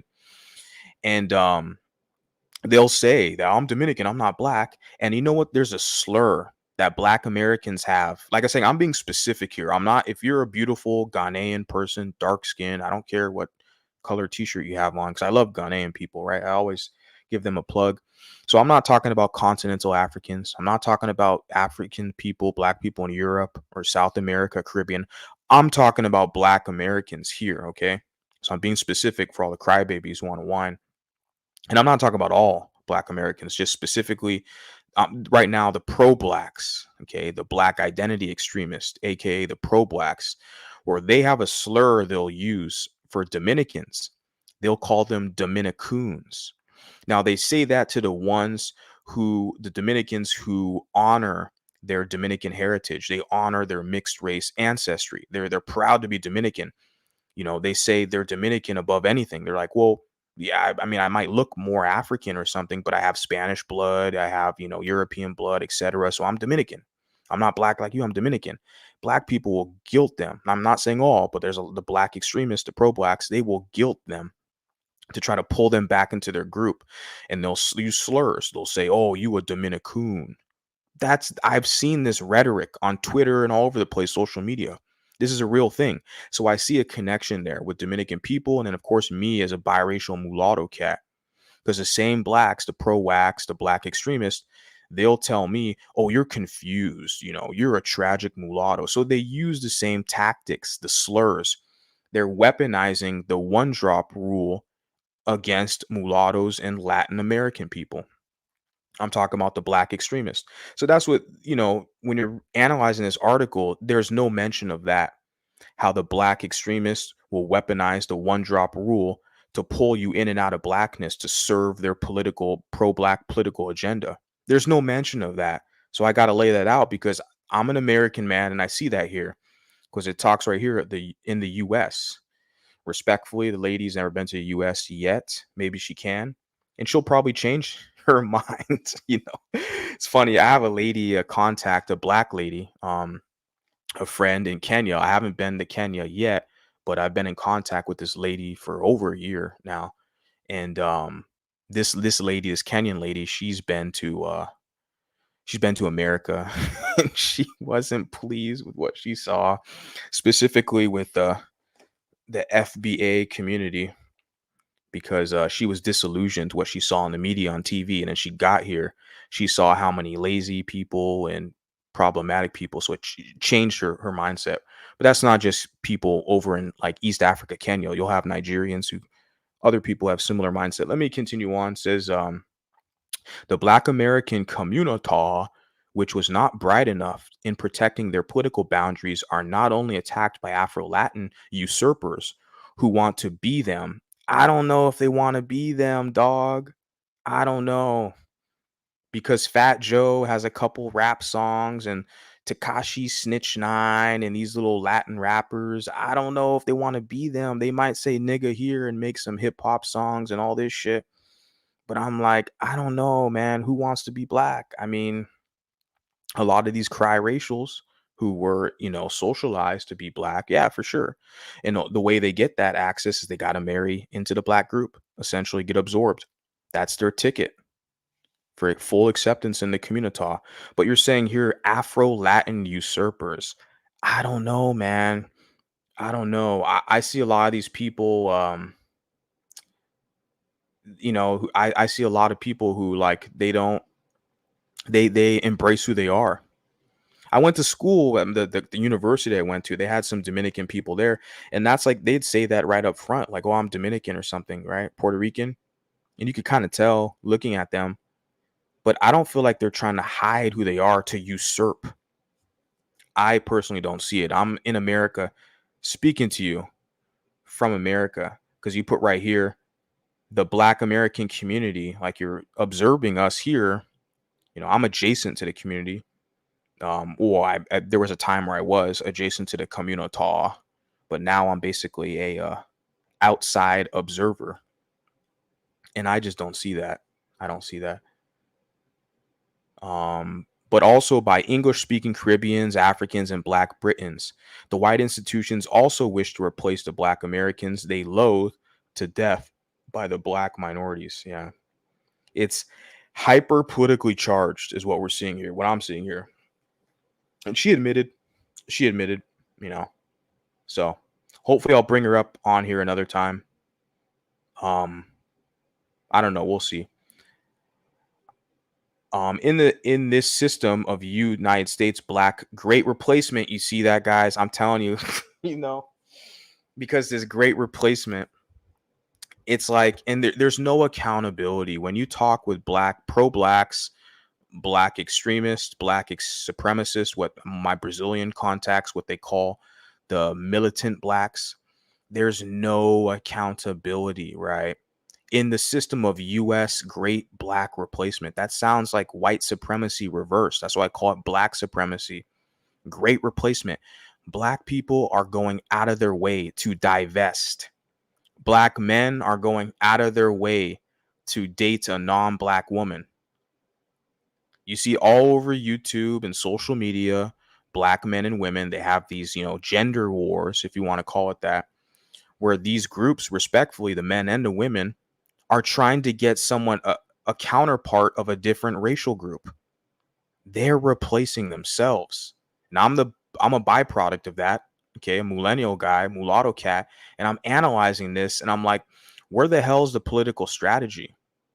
Black people are not performing compared to these other groups. These other groups have cultural traditions.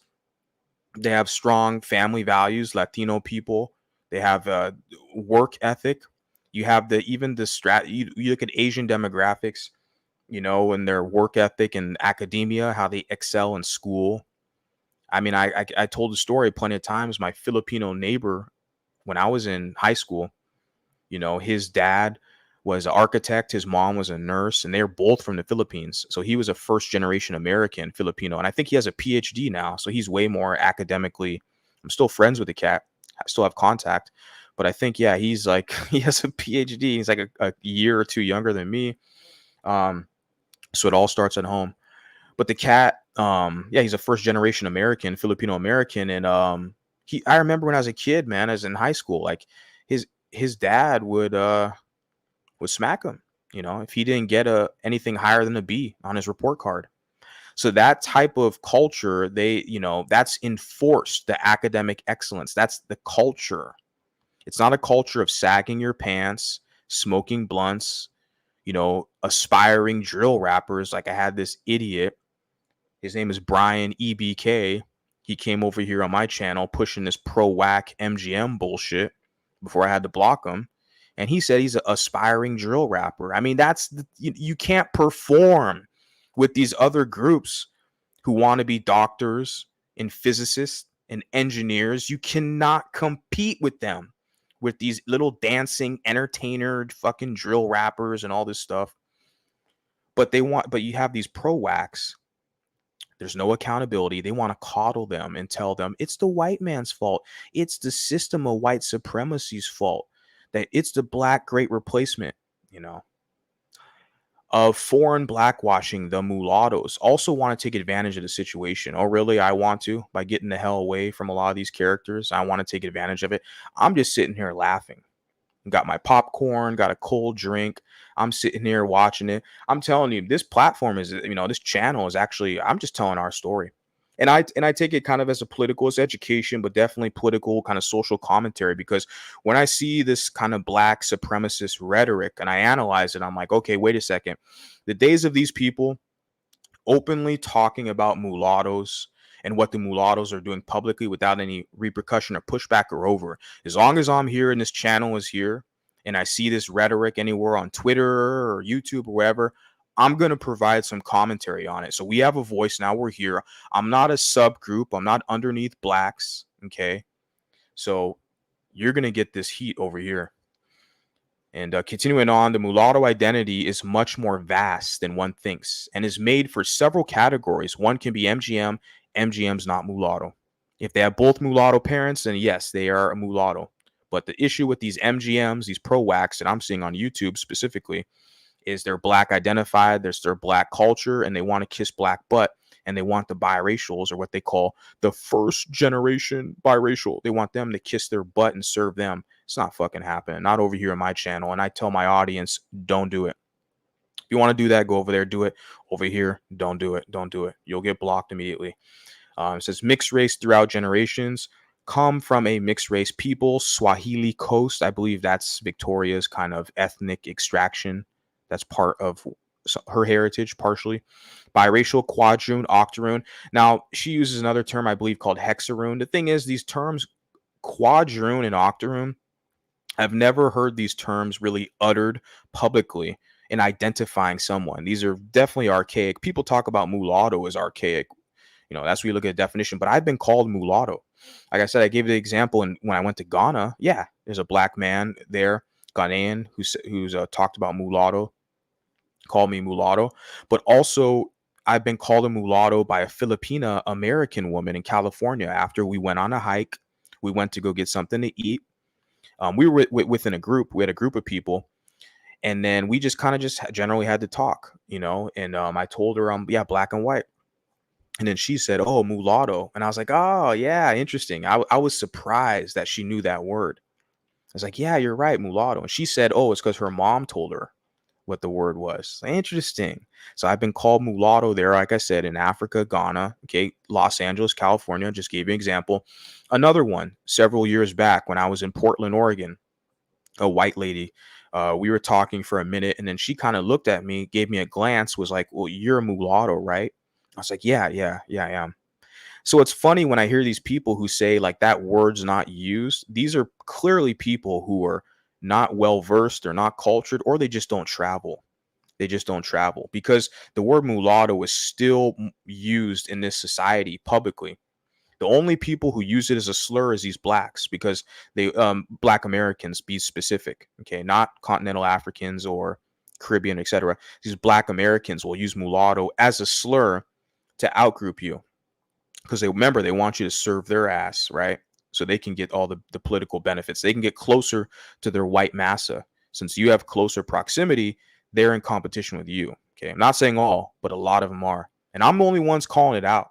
You have all these other cookie cutter programs with their little, or platforms, I should say, not programs, with their little pretend biracial safe spaces, right? Where they center black people, monoracial people, and they block other biracials, but it's a safe space, I guess, for the black identified cry-racials. Yeah, have fun. So like I'm saying, the only people that I see that use mulatto negatively are black American people as a slur, right? And those are the number one people crying and complaining when you use it, to tell you shouldn't use it. Yeah, but the quadroon, octoroon, like I have highlighted here, I rarely hear those words. If you're a quadroon, if you're like 25% black, you're 75% white, you're more so white passing, you're just a white guy in America. Respectfully, I've seen a few of these people. You classify them as quadroons. They're basically just white people. They'll say, "Oh yeah, my mom or my dad's half black or something like that," but you're more so white. You're just white. I don't know. I'm a millennial cat. Like I was saying, 2023. especially Octoroon, which is an eighth black, which is what's your grandfather or something is black or something. I don't know the whole. It's too late right now, guys. This article is almost done, but like I don't hear this shit out here. Maybe it's just me. I don't know. Have you guys heard it? The audience, you guys want to tell me yes or no? The replay gang, you guys watching a replay want to tell me, oh yeah, someone's called me an Octoroon, someone's called me a Quadroon. I don't know, man. I don't hear it. To me, I'm looking at, well, these people are basically, they have minimal kind of admixture of African ancestry. They're more so just white. They're basically kind of in the white society, right? Like there's this cat, this Fox News contributor. There's a few of them. They got a few quadroons, if you want to get technical, um, that are Fox News kind of contributors. Yeah, but like I don't think they identify themselves as quadroon, but I guess you could say they look like it. I guess I don't know. But this is, I guess, just more kind of formal. Let me continue on, guys, for that little rant. But also black, though, involving in a multiracial and multicultural environment. Recently, the performative activists of social media proved to be mulattoes in denial, who both denied the evidence of their racial admixture, but also acted more black than black people themselves. Michi X. Best example I can give to what I see. I think I asked her if she knows who Michi X is, and she said no. She doesn't know. But Michi X would be the best example. She's the biggest pro-black, biggity black. We gonna save the community from that evil white man and that evil white woman. Even though I got a white daddy and I'm half white and I look more white than black, but I talk all biggity black because I'm from the hood. And when the blacks, they like me because I talk like them. We from the hood. We listen to Nipsey Hussle in the hood. You know what I'm saying? But even though I'm a mulatto, I got a white daddy, but I'm still black like you. I'm super pro biggity black. You know what I'm saying? I think I got something for that right there. Shit. What am I yapping my trap for? I think I got something. What is that? Oh yeah, it's right there. This is what it is right here. I'm black, y'all, and I'm black, y'all, and I'm blacker than black, and I'm black, y'all, and I'm black, y'all, and I'm black, y'all, and I'm blacker than black, and I'm black, y'all. I'm blickety black, blacker than black. I'm blacker than black, yo, because I'm black and I'm back. Yeah, when I think of something like that and I listen to that, I'm thinking of Michi X. When I see this right here, but also they acted more black than the blacks themselves. Yeah, that's Michi X for you right there, right? So continuing on, other mulattoes are illustrated by Angel Ramirez Jordan. I asked her, the lady who wrote this, about this cat. I've seen like one video of this cat. He's a YouTuber that kind of stirred up, some controversy because he's a mixed guy. I think he has like Latino kind of heritage or whatever, but he's kind of in the black group. He just, he's one of these mixed race guys who was raised culturally blacks. He sounds black. That's why I don't really, listen to his stuff. Well, one of the reasons, but yeah, so I've heard of this cat, Angel Ramirez Jordan. Yeah. And I asked her about that. And yeah, that's this cat. And he has a pro black shirt. I'm looking on Google, and I'm pretty sure his partner is black, of course, because that's how you get absorbed into the group. It says stop silencing black voices. Yeah, so he's a mixed guy, okay, but he's pro black. He has a YouTube channel, like I said. I don't know what else am I going to say about him. I saw one video and I just heard the way he talked, and I looked at him. I'm like, ugh, yeah. Have the audacity to racially police other groups regarding the validation of their blackness or not. Yeah. Let me continue on. The so-called pride of these mulattoes do not come from a quest of justice at all, but from their hatred and being suspended in time by the white institutions they wish to be recognized by. It's funny that they wish to be recognized by. Mulattoes have an easier, because we're half white, baby. That's what a lot of people don't realize. We're half white, baby. So it's a lot easier for us to get into these white institutions here in America. I'm talking to you, than other demographics. You look at your military personnel, Colin Powell, to some of the other generals. You even look at in Obama's administration. Obama is a perfect example of a white institution being at the forefront the commander in chief in the highest office of the land.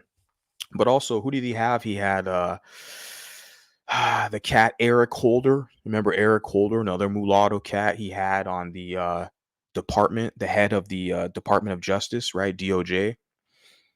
So I'm looking around, like you talk about these white institutions. There was a mulatto, the community college I went to. I went to Santa Ana Community College, okay, in California. And I remember before I left the college, the they tried to say she's a black woman. She was a mulatto. She was a mulatto. She was the not the principal. They call it like the dean, I believe, in the community college level. The dean of the school, which is like the head administrator of the school. She was a mulatto woman, you know. So everywhere I go, I see mulattoes, mulattas rise to these high places in these white institutions you're claiming. But she's saying being suspended in time by the white institutions they wish to be recognized by. Oh, baby, they're recognized by these white institutions. What I'm seeing here is I feel like a lot of these people, these, pro black people, it's this inherent jealousy they have of us because they're competing for our position. They want to get closer and more acceptance from their white massa kind of overseer, right? And they know inherently, because we are mulattoes, we're half white, it's going to be easier for us to navigate the white society and get into their institutions than them. So they kind of try to twist things to make it seem like, well, the whites don't recognize you, and you want to be a part of their institutions, but you can't be. I'm like, sweetheart, I just told you, like, all throughout the politics, the federal government, national government, even at the education academic level, these schools, the deans of these schools, everywhere else in society, we can talk about the motion picture industry, the sports world, it's everywhere. So let me continue on. Their pride in their blackness does not come from love at all. So, and this is why I think this is kind of the main thing when I kind of push back. We had this conversation because I was telling her, look, I'm here 2023 in America, even in the online spaces, most of these biracials, they want a black ass to kiss. Okay. They want acceptance from blacks. Hell, a lot of these biracials, they publicly, I can at least name like four, okay, that they publicly on YouTube will say, or TikTok, wherever the hell they're at, crying, they'll say that they look at themselves as a subgroup underneath blacks. And so when I'm looking at this, I'm like, I gotta disagree. Because a lot of these biracials, they love black people. They want to kiss a black ass and, hey, make me feel good. Nobody accepts me. My white daddy left me. The whites don't accept me. The blacks, because a lot of them have low self-esteem, they'll accept me. So just, accept me. I'll tell you who the bad biracials are. He's the bad one over there, the guy with that YouTube channel. He's the racist. He's a bi-racist. He's the bad one, but I'm the good one. So, you know, this is what I see, guys. So their pride in their blackness does not come from love at all. Actually, it does. I mean, a lot of these people, like, shit, there's a lot of black people I love, you know. And but I'm not caping hard. I'm not hard in the paint caping like a lot of these people, a lot of these other people are, to be honest with you. That's why I'm like a lone wolf out here on these YouTube streets, right? But heavily equipped. But yeah, I had to push back on that, providing my commentary, because I told her, I was like, look, a lot of these biracial people, they're basically conceived and socialized to be black, right? One dropped. And so a lot of them, they do. It's, to me, it's authentic. They love, like, even Amici X. I kind of clowned her because she talks all biggity ghetto black and all this shit. I feel like she does like black people, that there's no weird political shit. I feel like because that's all she knows. That's how she identifies. That's a culture. You can clearly black scent. That's her culture. And that's all she knows. So I feel like it does come from love with people like Michi X. Now, I don't like her. I don't like ghetto people. Okay, I don't listen to her. Can't stand her voice.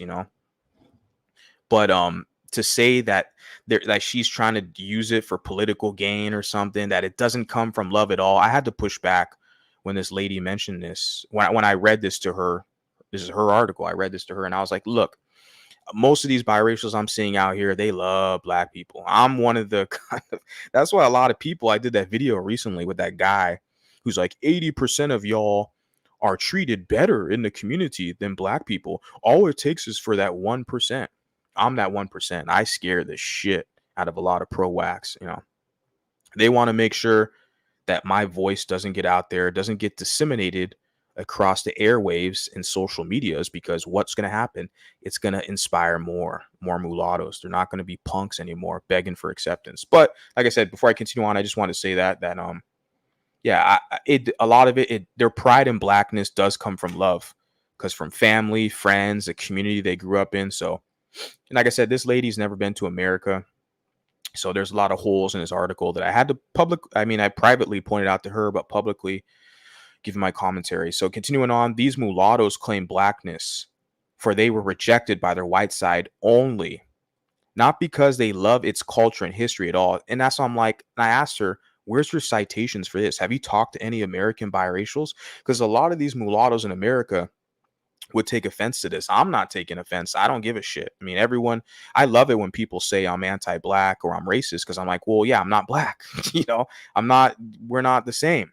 I mean, I know you want to use that against me for your convenience. When the police pull you over, you gonna get your nigga wake up call. Yeah, they want to use your ass. It's a political agenda. They want the right of rejection. They want to be able to outgroup you, right? Whenever they want, but at the same time, they want to in-group you so they can try to punk you and bully you. You have a guy like me who's like, fuck, you're not doing either of those, punk. Or how much you paying, you know? And so that's the thing. Like this, these mulattoes claim blackness, for they were rejected by their white side, not because they love its culture and history at all. I had to push back, because I was like, look, what I'm seeing through my social media experimentation this past year, when you try to develop cohesion, you try to get other mulattoes, biracials together in a room or on a channel, a chat room, whatever. Most of these people, they don't know. They love black people so much. They love black people so much to a degree where they want to backstab and sell out and throw every other biracial under the bus to be the token biracial amongst blacks. That's what you see with the social media experiment, the golden sphere, I call the ghetto sewer. When you analyze this experiment, this social experiment, you're basically seeing a group of mulattoes and biracials who are trying to fight each other, this crabs in a bucket, for black acceptance. They want, especially on YouTube, because they want a black audience. They want the numbers for their channel. I'm public out here. I don't give a shit. I tell you, hey, I'm not pro-black, unsubscribe. Do not recommend. I don't want you over here. That's why these pro-blacks who cry about me, especially these old idiots, they're way older than me, crying about me. I don't give a shit what you bitches say. Go cry to your white boss, your white massa. Kiss my ass. I'm going to keep doing what I'm doing over here. Go listen to somewhere else, But like I said, I had to push back, because this social media experiment, when I'm looking at, the ghetto sewer and these so-called mixed race spaces, you basically have biracials jockeying for position. They're all competing for a black audience, and to basically see who can kiss black people's ass, the nicest or the best, And so they're competing with other biracials for that position. I'm calling a spade a spade. I'm one of the few rare guys out here who's got the balls, cojones, who's up here basically just saying it what it is. That's my personal opinion. So continuing on, it says, due to their legendary low self-esteem, the blacks who can hate themselves feel a sense of survival whenever a mulatto claim full blackness. Yeah, and there's a guy, he's in a chat right now. Shout out to Foster. Foster, I like his analogy. He lays it out perfectly. Foster says he commented on some guy who put a comment on a video. He said, you can't hold on to the heels of mulattoes forever. So that's what you see here, where it's like a sense of survival whenever a mulatto claims blackness. It has to do with low self-esteem. Black people, I'm saying black Americans now, being specific, guys. I don't want to generalize for all you crybabies.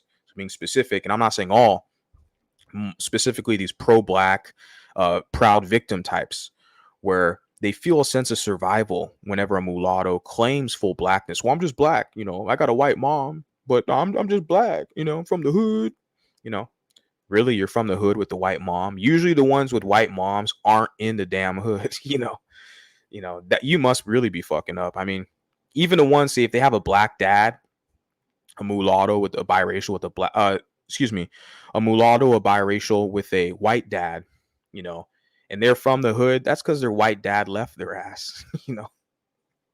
Because if their white dad was there in the picture, they would have had some sense to take them the fuck out the hood, go to a civilized area. I have a black dad, and my black dad with my white mom, they had sense to say, hey, let's get the hell out of the hood of LA. Let's go to this nice area, you know, happiest place on earth. But that's what I'm seeing. Like if you're a mulatto and you're raised in the hood, unfortunately, like I said, got to be careful because, you know, hurt some feelings. But yeah, a lot of us are grow up in orphanages, right? Or adopted. And a lot of us, like, you know, we have high numbers of broken homes. So a lot of us, like one of our parents left, wasn't around, so we're raised by one parent. So yeah, I'll probably hurt some feelings with that one. But yeah, feel a sense of survival whenever a mulatto claims full blackness. Let me continue on. Yet the mulattoes play both sides and only focus on their own interest, as they are well aware that their existence simply contribute to the erasure of dark skin and unambiguous blacks from media, culture, and art. See that, guys? See that? The funny thing is about that right there, this is all political. It's jealousy. It's giving jealousy. I'm dark skinned, you're a mulatto, you're gonna erase us. Your existence is to replace us politically and in the media. We need to have these dark skinned blacks represented. Take your ass to Africa where there's all dark skinned blacks. Okay. You're in a white nation with majority white people, and you got some blacks, where in America it's like what, 13%. So what the hell are you talking about? About like you have your images. You got Viola Davis, you got Lupita, you have dark skinned blacks. But when you have a Zendaya, now you want to run your mouth and cry. We're here. I'm just one of the bold guys who's gonna affirm ourselves. I'm not trying to cape for acceptance, you know. But this erasure, no one wants to talk about the mulatto erasure. Like they have this movie that just came out, Chevalier, right? Of this violinist, composer, fencer in France, the mulatto man, who I basically promote on my channel all the time. My outro has an image of him, and my intro is going to sample some of his music for my new channel. And it's like he was a mulatto guy, had a white father, black mother in France, you know, a couple hundred years ago. But they just had a movie about him recently, and it was a dark-skinned black guy playing a movie. That's called mulatto erasure. Nobody wants to talk about that. They don't want to talk about how Mulatto Mountain in North Carolina changed its name overnight to Simone Mountain to honor Nina Simone, who's a dark-skinned black woman. But when you have a mixed race woman who's not really mulatto specifically, I don't know her whole racial configuration, but Zoe Zaldana, right? I believe she has Dominican Republican kind of ancestry, if I'm not mistaken. She played Nina Simone in a movie. She's a very accomplished actress, one of the top actresses in America. She's part of the Marvel series. We all know who she is. Avatar, Marvel actress, Zoe Zaldana, Guardian of the Galaxy. But yeah, she played Nina Simone. A lot of dark-skinned black women are crying erasure, right? Right. So they can erase you. Like they had the movie with Thurgood Marshall. I think it was called Justice, I believe the movie. Yeah, Chadwick Boseman, who's dark-skinned man, rest in peace to him. But he played, you know, Thurgood Marshall. Thurgood Marshall's mulatto cat, super light skin, almost white passing. I don't see any mulattoes crying and complaining until now. Now we got a voice. And I'm not even fucking crying, you know, be real with you. I'm just pointing it out. The hypocrisy and the double standard in him and hypocrisy of these dark-skinned pro-blacks whining and crying on the internet about erasure of dark-skinned unambiguous blacks. But I'm like, you never talk about all the examples I just explained about mulattoes being erased. Okay, mixed race people being erased and being black people playing them, because it's one. Even they had a movie with Obama, the South Side Bayou movie with Obama. They casted a dark skinned guy to play the film. So this happens all the time, but mulattoes don't speak out. They don't talk about it because they're afraid they're gonna call them a racist. Call me that. Shit, I'll take it. Fuck. But a lot of these other cry racials are cowards. They're afraid they're gonna get called a racist. They're gonna call you it anyways, man. Like I already, you know, I'm not gonna name the name of the content creators, but I sent them screenshots like a few months back. I was like, hey, there's this guy on Twitter who's calling you guys racist, you know, or anti-black because you're asserting yourself as biracial. And I'm like, these two content creators are like, black identified. Like they're the least, I'm very I'm good at agitating, ruffling feathers, right? Um, I don't, sometimes I guess I can, you know, yeah, I don't know how to say this, but yeah, I mean, sometimes I ruffle feathers and stuff, but these two content creators were actually very diplomatic and nice. To me, I just consider them more black identified, right? And on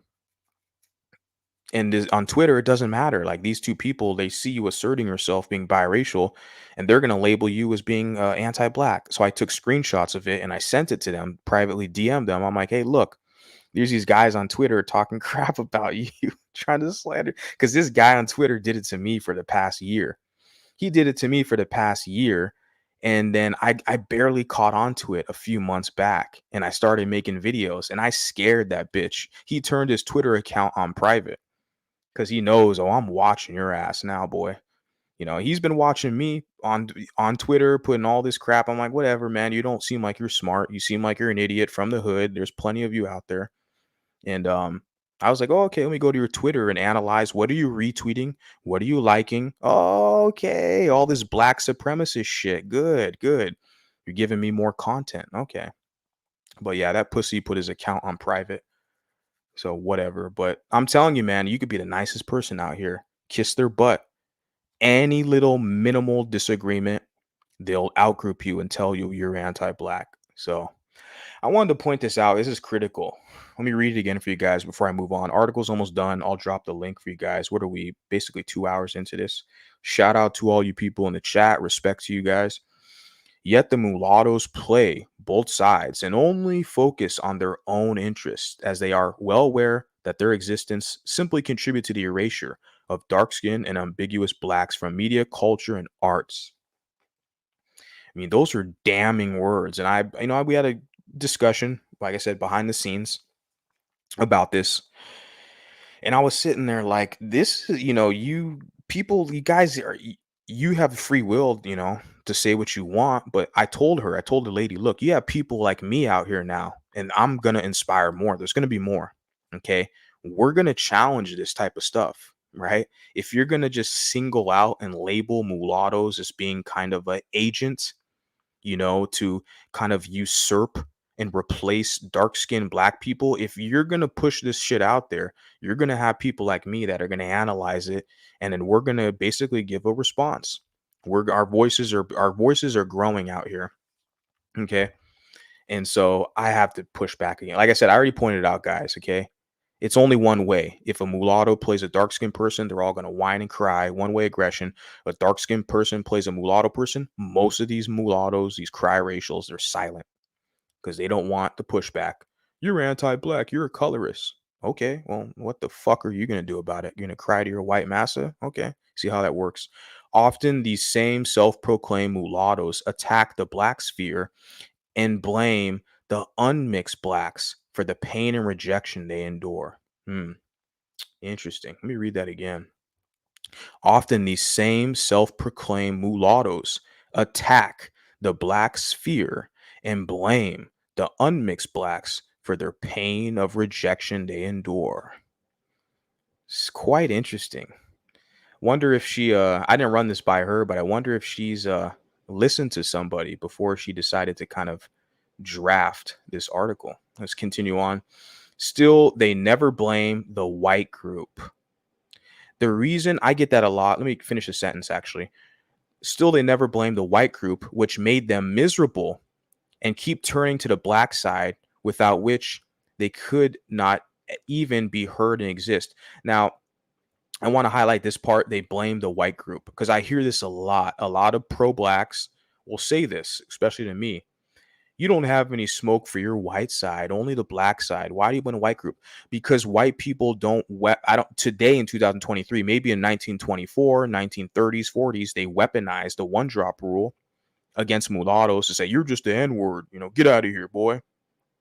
Today in 2023, the main group that's weaponizing the one drop rule against mulattoes are black people.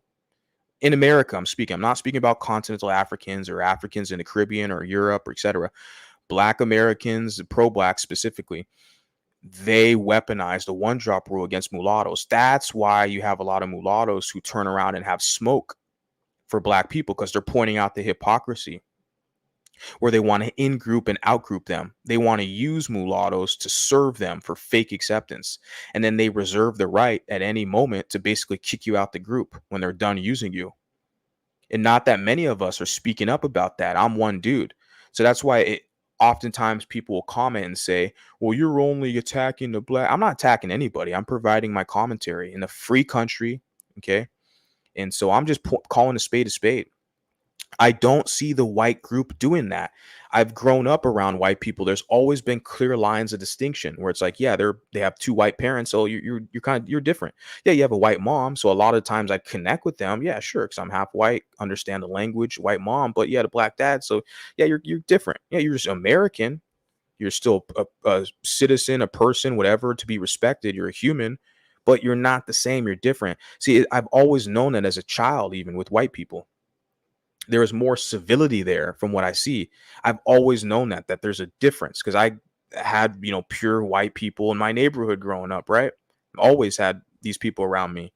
There's just always been this distinction there, even when I'm with my white mom. It's funny, usually I thought about this the other day. Even as a kid, when I go somewhere and I have my white mom, I get a lot better treatment from white people. It's amazing how those effects are, right? If I would go somewhere, a restaurant or somewhere, and it's mostly white people, I have my white mom, it's a completely different experience if I just go there by myself or with someone else who's not white, right? So it's a social experiment that's pretty interesting. I could talk about that in the future, but like I said, I don't see white people weaponizing and practicing the one drop rule, though to the extent that black people do, where it's more vicious and savage, like what I see with black people versus white people. They're more civil about saying, well, you're not the same as us. There's subtle ways of, I guess you could say, exclusion, to where with black people, I see it's just more vicious and savage, like to exclude you, and to weaponize the one drop rule to serve. That's why a lot of white people get smoke. I can say, excuse me, let me pause. Let me rephrase that. A lot of black people get smoke in these discussions, especially I'm saying from my personal opinion, why I feel that way. Because I just see it, the weaponizing of the one drop rule to us. And a lot of us are pushing back saying, nope, we're our own distinct group and we're going to affirm ourselves now. Which made them miserable, turning to the black side without which they could not even be heard or exist. Singer Kiki Watt tearfully complained about how the black category made her feel miserable, but she was forced to apologize as she understood that only blacks listen to her music. Yeah, I've never heard of Kiki Watt. Only blacks listen to her music? Interesting. Because I think it's a lot of yeah, she's American singer-songwriter, 41. I've never heard of her in my life. She's what style of music does it say here? I don't know. But yeah, she looks mixed. He says only blacks listen to her. I don't know. Yeah, I'm not black because I don't listen to Nipsey Hussle. You dig? I'm golden, you dig? I'm from the hood, you dig? I listen to Nipsey Hussle. Yeah, dig? You know what I'm saying? I'm just kidding. I don't listen to Nipsey Hussle. Never have, never will. So only black people do that. Remember, I'm not black. So the mulattoes want to replace the blacks they also have disdain for. See, that's what I'm saying. This kind of black supremacist rhetoric I'm seeing with this, replace. And like I said, when I started this channel, my main objective is I want to have a reliable media source, a media outlet, a platform for mulatto people to get this information. My perspective, okay? Uncut, unfiltered, to the best that I could within the parameters, within, YouTube guidelines. But when I see this type of black extremism, that we want to replace blacks, like we have a responsibility and obligation to push back against this, especially for the younger people. Because like I said, if you're looking to these older mulattoes who grew up around blacks, or they married into blackness, they're absorbed by blacks, they don't give a shit about this stuff. They're not commenting on this. Don't expect them to push back against this type of extreme rhetoric. They're not going to. It's on us. I'm in my early 30s. I'm a millennial cat. It's going to be on us. We got to tell the younger people, look, Be aware of this. This is out there. There's people out here who have these views towards you. They look at you with envy and jealousy. They look at you as if your existence is to replace them. Like how can you build with a group of people like that? Why would you want to dedicate yourself to that type of group of people who literally look at you as if you are basically a usurper here to replace them? And so I started this channel to tell mulatto people, like, you got to be aware of this type of stuff that's out there. You got to take this seriously. This is not a joke. These people push this stuff very subtly in society, and they craft it as if it's real kind of political intellectual thought, or what some of the old pro whacks that were crying about me a week ago talking about. What I say is rhetoric.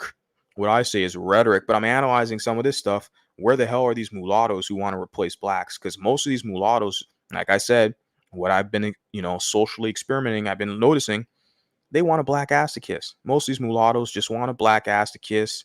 They just want to go along to get along, be accepted, because it's easier. Okay. It's easier. And you can probably get more numbers on your YouTube channel, your social media. It's easier. Okay. Developing your own thing that's unique and distinct, and where there's kind of a level of exclusivity, you're going to hurt some feelings. Okay. And so yeah, a lot of mulattoes are just straight up lazy, and it's easier to kiss a black ass and be a buffoon and clown for clout. But you don't get that over here. You get straight up, no chaser facts, and also general kind of observation of how I'm seeing things. Going to finish this off now, guys. If the Western blacks want to revalue their heritage, they cannot do so by promoting a racist label, that of blackness, which was tied to negatively and to the bottom. Whether they consider themselves to be Africans or not, the black Westerners, if they want to survive, need to attach their identity to humanity first, since their racial label and the sphere they were placed into were simply created to maintain them in the bottom. And that's it. So I'm definitely going to post a link for you guys. Let me get to some of these comments. Well, I'll also post a link of the article. Let me do that now, and I'll definitely have it pinned, or I'll have it in the description box of this video as well. You guys can access it, analyze it, tell me what you think. Like I said, respect to Victoria. She reached out to me. I heard about her because she reached out to me, because she's a historian doing her research. And so obviously she just researched on YouTube, mulattoes. She found me. And I told her, looking at that article, like, it's fine. Those are your opinions or views. But now in 2023, you have mulattoes who have a voice now, and we're speaking up. And a lot of us, we're challenging, especially for me. I started this channel basically not just to give us a voice also, but to challenge this black supremacy that is weaponizing the one drop rule against mulattoes, to use us as a political pawn to serve their pro-black agenda. They do that to mulattoes. If they want the mulattoes to get access into blackness, the mulattoes have a special criteria that no other black has. The mulatto has to prove themselves, prove their blackness, that they're worthwhile. And how they do that, they have to fight all the political battles for all the blacks, right? And the blacks don't have to do that. The blacks can just sit on their ass, smoking blunts, playing Xbox. They can buy a fake ass dashiki made in China, and they get full acceptance in the blackness because they got two black parents. They don't have to prove anything. It's only you mulattoes, right? Looking for a home. You got a home now. You got a home now. You've been had a home for a minute, at least since this channel's been up in operation with content for the past year.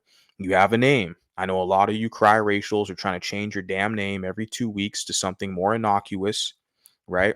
But you have a name, you have a flag. You guys have a fucking mulatto flag that was developed for you 20 years ago, okay, by Richard Miller. So you do have some older mulatto cats. I'm not throwing all under the bus, who've actually thought about the younger people. They've developed something. You have a flag, you have a name, you have a designation. But a lot of you guys are I don't know what the hell you're doing. I don't know. I'm just an observer here, seeing how it all kind of plays out. But like I said, I'm a lone wolf. I basically distance myself from a lot of these kind of inferior channels, and just doing my own thing. It says right here, it's like these biracial people want you to get the same stereotype like black people. Is the goal for you not to have many allies? They To them, an ally, I guess, is just basically black people. Like, don't you want to do business with these other groups? The fastest growing demographic in America, one of them is Latinos. Don't you want to extend an olive branch with business opportunities with them, with that group, that demographic? You want to just, isolate yourself with one group? I'm open for business. So this is a whole, the interconnected world with the internet, transportation. There are so many opportunities and possibilities out here. Why the hell would I limit myself? You know, um, as a light skinned black woman, I've experienced a lot of ignorance just because they assume I'm mixed or closer to white. Yeah, yeah, interesting. Yeah. NJ says exactly. It's a double whammy just to reel you back in. Yeah, I know for sure that's the biracial experience, right? They want to, exercise the right of rejection. It's this weaponizing the one drop rule that nobody's ever, eventually I'm going to start writing more, guys. Okay. I know this is all vlogs and video formats and streams, etc., but I'm going to get my stuff out here in the text. I know I'm kind of saying a lot now because, people try to steal my shit like they always do. But we have to have this stuff in writing too to combat this stuff, because this is exactly what we see is that they want to reel you back in, as you put it here, right? And then the in grouping and out grouping phenomena, which is weaponizing the one drop rule, weaponizing the one drop rule, so that mixed race people can never fully experience their true potential and be themselves. They're always in a subordinate position, begging for acceptance. It's unnatural to me. And you know what it is? I talked behind the scenes about a week ago or so with Flowers, who's a moderator here on the channel. Shout out to Flowers. I was talking to her because she knows I'm from California, right? She's from California too. Yeah, she doesn't live in California now. Neither do I. We all moved because California is crazy now. It's not like it was back in the 90s before. It's a different state. But like you could be, I grew up, being a biracial person, like having a white mom, black dad. I didn't have the vocabulary to identify mulatto, right? The historical context, but I've always known I was mixed. And I'd see my white next door neighbors, both of their parents were white, or etc. Right? But I feel like in some of these other places where biracials were raised, they didn't have that option. I feel like there were kind of some other kind of social pressures or unwritten laws, I don't know how to say it, like where they're one dropped or the environment dictated. I know the South kind of gets that rep, but I'll just leave it at that. But the whole thing is to reel you in, reel you out. I didn't grow up around a lot of black people to where that was a thing that happened to me growing up, socialized. I've always had black people around me in my neighborhood and at school as a kid, but they were the minority, right? So they couldn't pull those type of tactics, those kind of bullying tactics, I guess you can say, to try to punk light skins or something like that. It wasn't until I was an adult and I navigated around environments where they were the majority. Like I said, again, they don't control the institutions, they don't control businesses. They all work for someone else. They work for white people. So when they see you're half white, they're like, oh, that's not fair, you know. But yeah, the reel you in, reel you out. Yeah, in group, out group phenomena. There's no such thing as an Afro Latino. Being Latino has absolutely nothing to do with race. How did those conversations go? Black Americans don't know about American history. Mulattoes weren't seen as black, though, out the Americas. Many actually owned slaves. Oh shit, let me drop the link. I apologize, guys. I forgot. So if anyone wants to jump up here and provide some commentary or just generally ask me a question, I'm going to drop the link now. You're more than welcome to. I've already been here for about 2 hours, so I'm not going to stay here all night, but I'll give it another, like, I don't know, 15 minutes or so. Some Latinos are trying to check biracials and light-skinned blacks, the nerve, especially when they want to be seen as Afro-Latino, basically pretending they are like both light mixed. Latin cultures have their own way of identifying themselves. You can't define Latin culture with Anglo-Saxon definition. So then Black Americans have power over mulatto Americans only if you are in their proximity. Only now there's more of them than us. So numerically, they have a larger population. It doesn't mean they have power, because think of it this way. The Jewish community in America, the Jewish community is not, I don't know the exact numbers specifically. Let me just use another demographic, for instance, Asian Americans. Their numbers are probably around the same as mulattoes, biracials, right? If I look at the statistics, their demographic is not that large, but nobody really has power over Asian people because they have their own businesses, they have their own ethnic enclaves, they have their own communities, and they have their own associations. They have their own churches, their own schools. So it's like their own grocery stores, everything. So nobody has power over Asian people. So I feel like with these mulattoes, you're saying that if they Black Americans have power, Black Americans don't have power over me. And there's a lot of them, they'll cry and whine, and they'll come over to my channel and cry and say, you're racist. I'm like, okay, well, what the fuck are you going to do? You don't have power over me and what I do here. So I have a level of sovereignty and autonomy of what I'm doing, me personally. But a lot of mulattoes, Americans, if they're in these Black environments where Black people are the majority, then that they're in a situation where they have to basically adhere to the terms that are laid out for them. If that answers your question, but I could go into that in the future. Al Show is here in the panel. He's backstage. I'll let you up, Al, in a second. I just want to kind of get through these comments real quickly, and I'll let you up. Social media isn't a safe space for mixed people. We have to create our own spaces, though. That's the thing. And I think they've tried that. You see that experimentation. It's working out good for me over here. Like I said, all these people are going to do is cry and whine. You're racist. Okay, kiss my ass, then get out of here, or I'll just block you. That's how I solve it.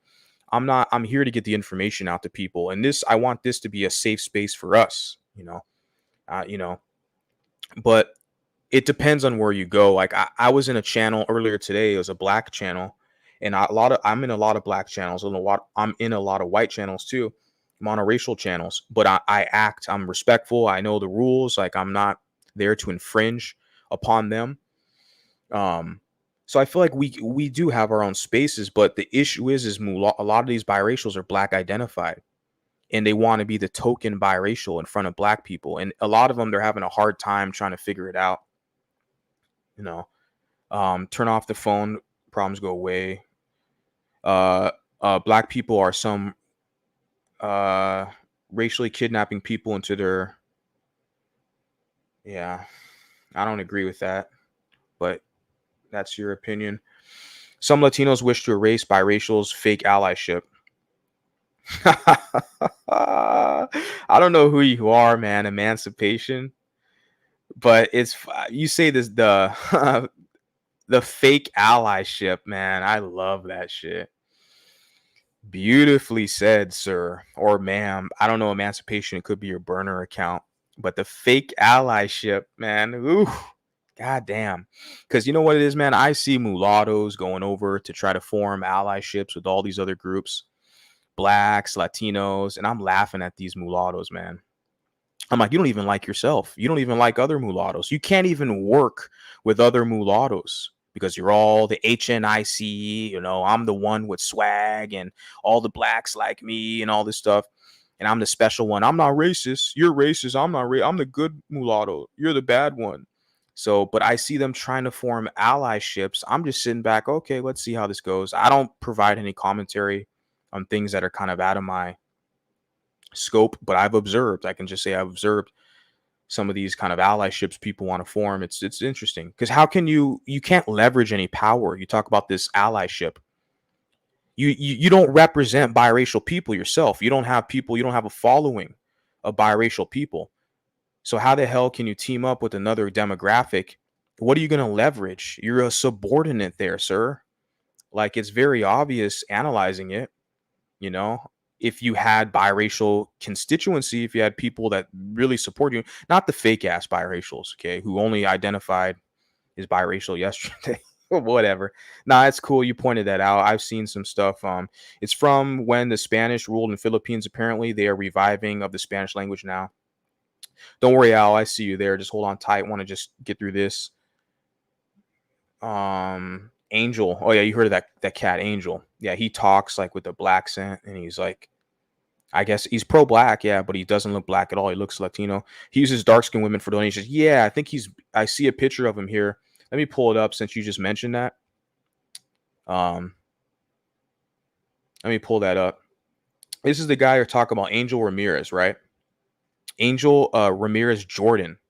And you see he's pictured here with this black lady. He doesn't look like a black guy at all, right? Come on, guys. You look at him, you're like, yeah, this guy is like Afro Latino or something, right?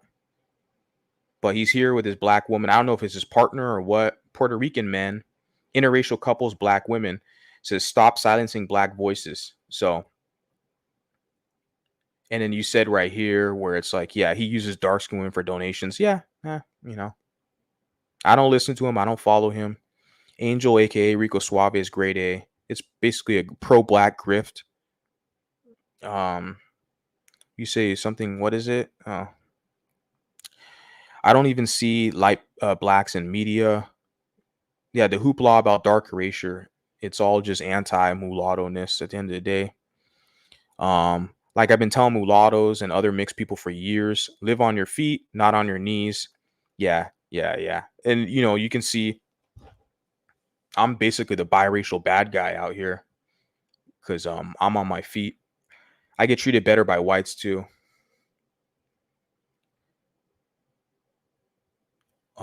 Me too. White people haven't really been problematic to me either. At your earlier comment in the chat, I just realized Queen Kong is hilarious. Cool. We got the Al show in the house. Hey, what's going on, Al? Hey, how is it? How's it going? I caught a little here. Hold on. I caught a little here and a little there of your live, and yeah, and then I saw some of the comments before I came up, and they mentioned the Angel Ramirez Jordan guy. It's funny because I saw his video. I came across him. I don't know how many years ago. How many was it years ago? I'm trying to remember. Yeah, it was a while. A couple years ago. Yeah, go ahead. Oh yeah, now sorry to cut you off. I was just gonna say, yeah, it was a while ago when I first heard of Angel Ramirez. This was like 5 years ago or something. It was a while ago. I first heard of him. I seen him. He was talking about mixed race and stuff, but I'm like, yeah, but yeah, he clearly like he looks mixed, but he sounds kind of black. I don't know what his whole deal is. Yeah, I saw a couple of videos he did about biracial mixed race, and it's like, look, whoever said in the comments that it was pure garbage was right. It is pure garbage. What he is another one of these. I don't know if this guy is mixed race. I don't know if this guy is biracial, but I'm what I was hearing from him is what I would call PWL, pure wannabe language. I could tell the whole, oh yes, biracial people are monoracial as well. And if you look at this factor, if you look at, I'm like, look, what? You saw the picture of this guy. Like, this is one of the things I've talked about in the past. It's like, and let me include a little of what was, you were looking at an article before? I think it was an article. Yeah, it was an article or something. Yeah, see, if you look at this guy. Precisely, yeah. Yeah, he's clearly, I could tell he's probably Latino, right? He's obviously Latino. So he would be, and so you have, what you have going on. Does that look like a black guy? Does that look like a black guy to you, a black man? No, that's what I'm saying. Well, you look at this. These are black men. These are black men here. Okay. There's a black woman. Okay. This guy, no, this is a mixed guy. He just has a t-shirt that says black women only. So that's like one guy in the chat was saying he's basically pandering to black women because it's a big market. It's a big market on YouTube. You have a lot of black women, who are, there's a lot of them who are desperate, okay, and they want male validation. So it's easy for these guys. Look at angry biracial. Angry biracial is the best Yeah. example of just a All lying right. criminal grifter. So there's a lot of Yeah. guys who Yeah. do this. Well, Yeah. yeah. And if anybody, if you don't know who that is when you're listening to this, you don't know who that guy is, trust me. Do your go look at go look at what's been brought out about this guy. You'll be able to find it. This guy is a complete. This guy is not an amusement park ride. He's an entire circus. He's the carnival. If you're talking about angry biracial, so he's an entire circus by himself. But what angry biracial and this Angel Ramirez guy have in common is what they do is what they utilize. What they're trying to do is they're trying to do what wannabes do. Again, it's PWL, pure wannabe language. When I say wannabes, these are people that want to be monoracial. Angry biracial is somebody who calls himself that because he wants to be monoracial, but he isn't accepted. He isn't accepted. And that's why he appeals to African American women, right? This Angel Ramirez guy is Same thing. probably I don't know. Go ahead. Yeah, I assume. Yeah, I was gonna say similar tactic, your strategy. It's like on the internet, you just YouTube kind of grift. I don't know Angel Ramirez that much, but like you said, I first I heard don't about him either. like 5 years ago, a while Right. ago. It was a Angry while ago when I came across his videos that I said, garbage. back then, because I've been on biracial social media groups. So being on YouTube, this is old hat for me. Like I've seen a lot. I'm like, I came on YouTube. Okay, some things have changed, but look, that's one of the reasons I try to tell people, look, you have these types of people that will come in, and in this guy's case, I don't know what he is. He may just be Latino. He may be mestizo. I don't know if he's mulatto.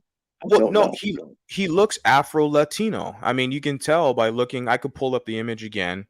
Just my general observation looking at the man. I think, yeah, he's Puerto Rican and has African blood. It's clear. You can see his afro. Well, then whatever. he would be mulatto. Then he would be mulatto, right? Or mestizo, as they would, depending on the mixture, or mestizo, as they would call it. Well, yeah. The distinction with mulatto is the European and African. Mestizo is indigenous and European. But look at the T-shirt here. He says, "Bye, Becky." Becky is a euphemism. It means like a white woman. So I don't believe his mom. Look at what he looks like. Look at what he looks like. Go ahead. Looks like a half white guy. He doesn't look black. Right. That's what I mean.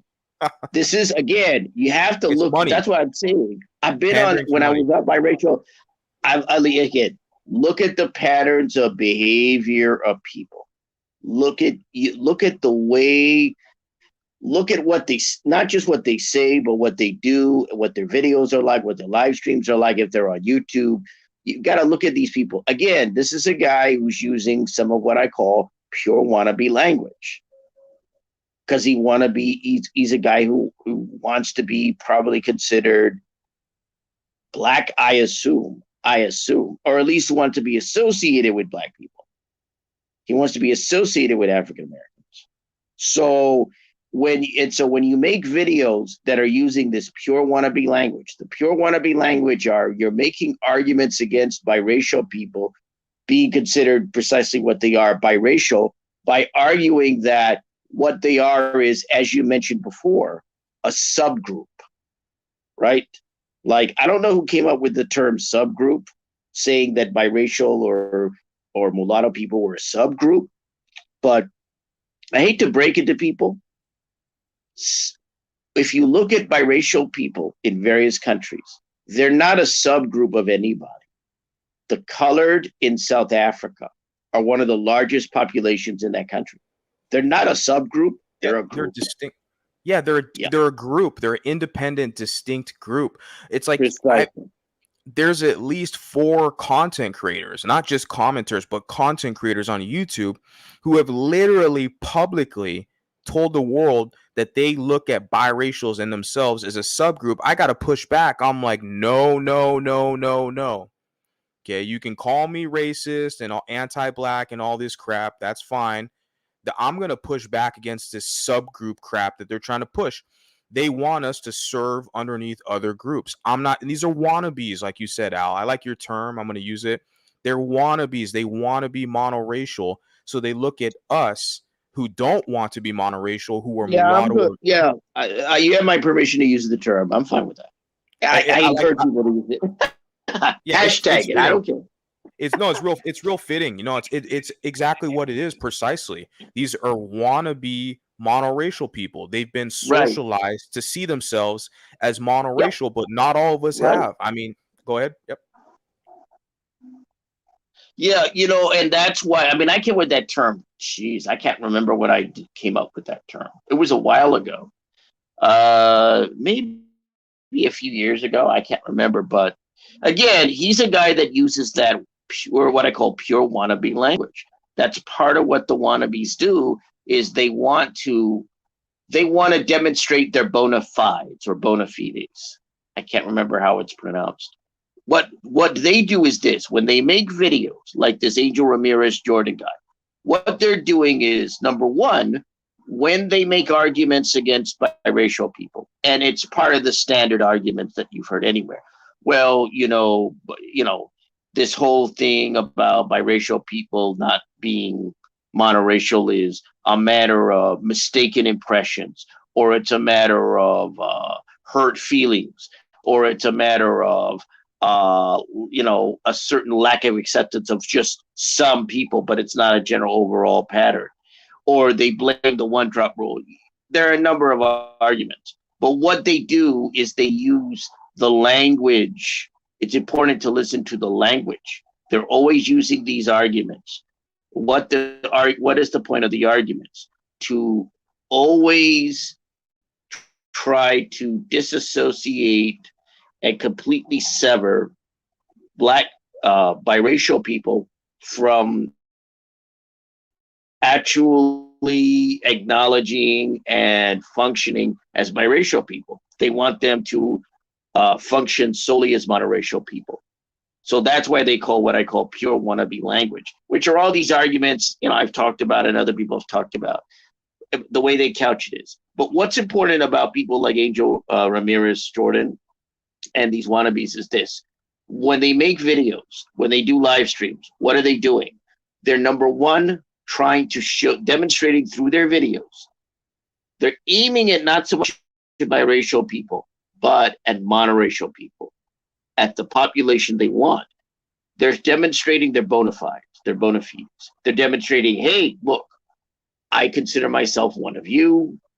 Look at that. Look at the arguments I'm using. Look at what I'm. Number two, they're demonstrating their bona fides. Number one, they're demonstrating their bona fides. Sorry. Number two, what they try to do is they try to put. Number two, part of this, depending on the biracial, they go and attack biracial people. So it's a matter of going after biracial people, dismissing, doing the same thing monoracial people do. So what they do is they take monoracial, the attitudes and actions of monoracial people, and they adopt it. They ape it. They do it themselves, which is insult, dismiss, and try to demolish and drown out anything you have to say.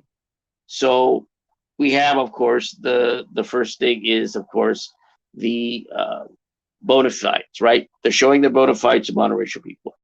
Two, they're adopting monoracial attitudes and behaviors toward biracial people in going after them. And number three, they're demonstrating reliability, right? They're demonstrating, oh, I am somebody you can trust and you can function. I said they're bona fides, right? But they're also showing solely that they are monoracial. And what they're demonstrating is that it makes sense to be that. So it's the convincer. Look, nothing wrong with it. It's perfectly fine.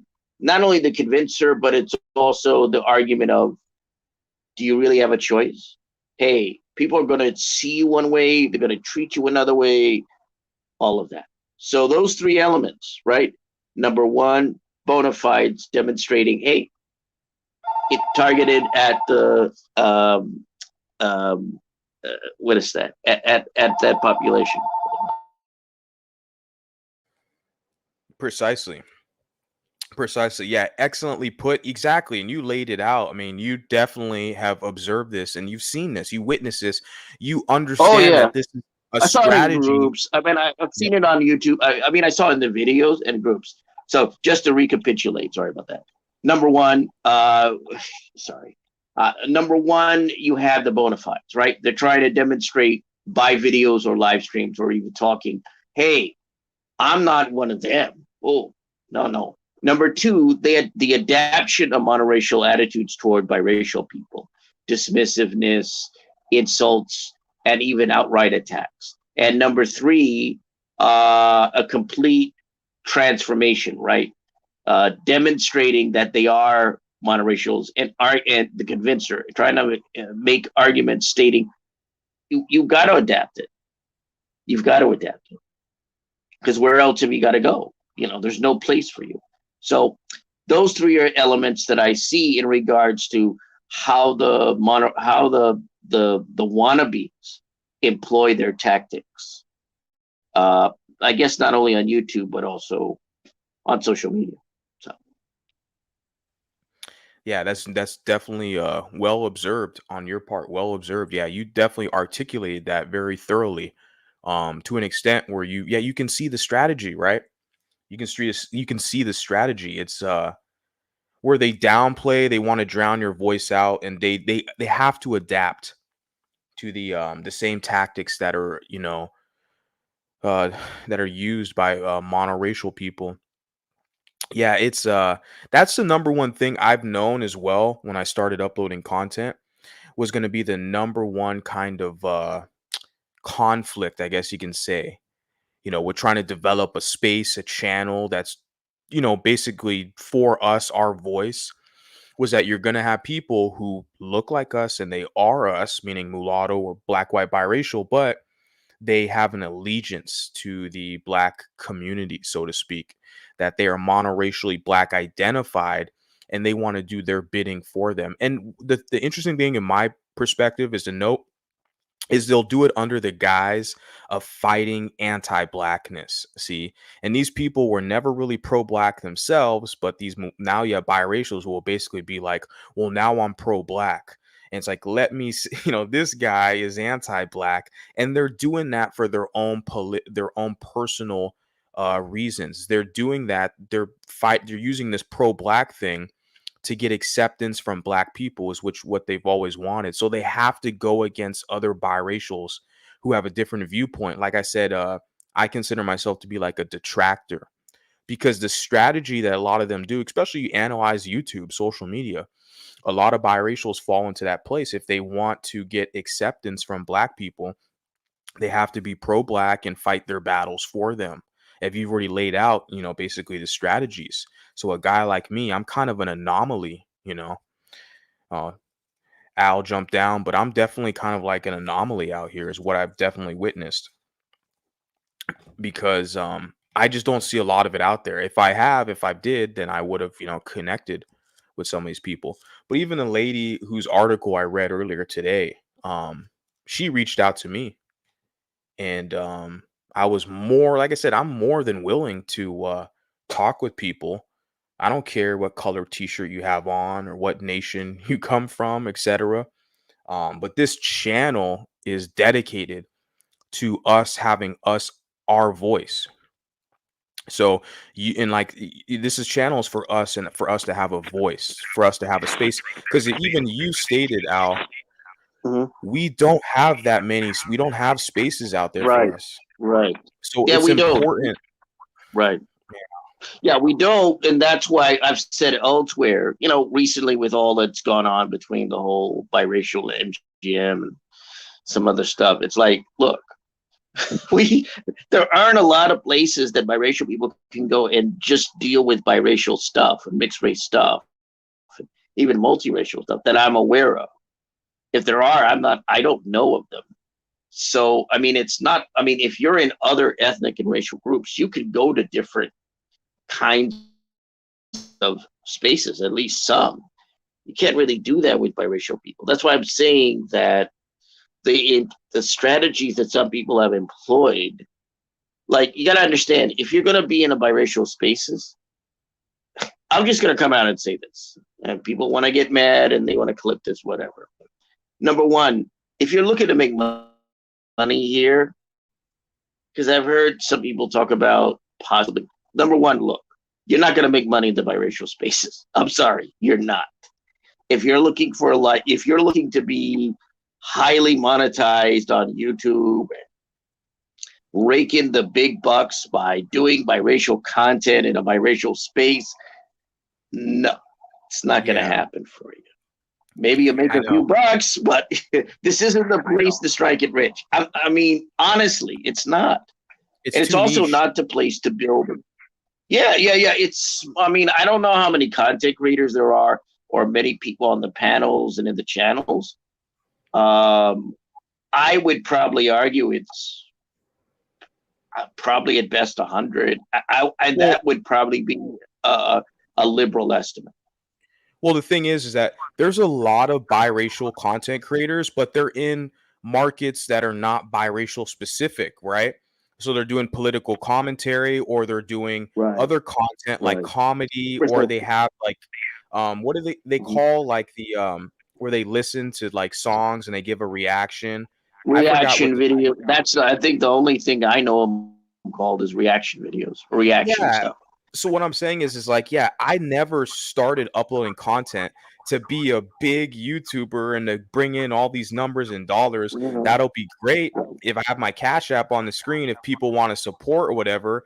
I want to develop a product that the public can find value in and support. But yeah, I knew that this is over time. This is an investment over time. It's only going to grow as biracial people. There's more of us that are birthed and are growing up. But if you're starting now trying to get big numbers, I don't know why the hell you're even talking about this content, because this is not a money-making endeavor with this content. We just need our own spaces, man. I mean, I'm doing this. Right. I mean, the spaces are here. It's essentially a community space. Like, I was on a panel, we were talking about economic aspects, right? You know, when you listen to that panel, I think Magic was on it and a couple of other people were on it as well. You know, those kind of panels, we're having conversations about things that matter. Like, one of the points that I brought out on that panel was, I don't see data. I don't see a lot of data. And again, maybe I haven't looked for it, but I don't have a statistical snapshot of biracial people in this country or mulatto people in this country. I don't. Like, I don't know this, that, and the other thing about them. Like, what kind of occupations are they likely to go into? What educational, what levels of education they have. I've spoken about this at least a couple times. And I'm saying, this may be a function of the fact that the census started bringing in or counting biracial people, a mixed race option, in 2000. So we've had over 20 years of it. But there's got to be more like, you could go and look up stats about ethnic and racial groups, right? And you can look up, okay, the amount of people who are in small business, or the amount of people who get master's and PhD degrees, or whatever, to some extent.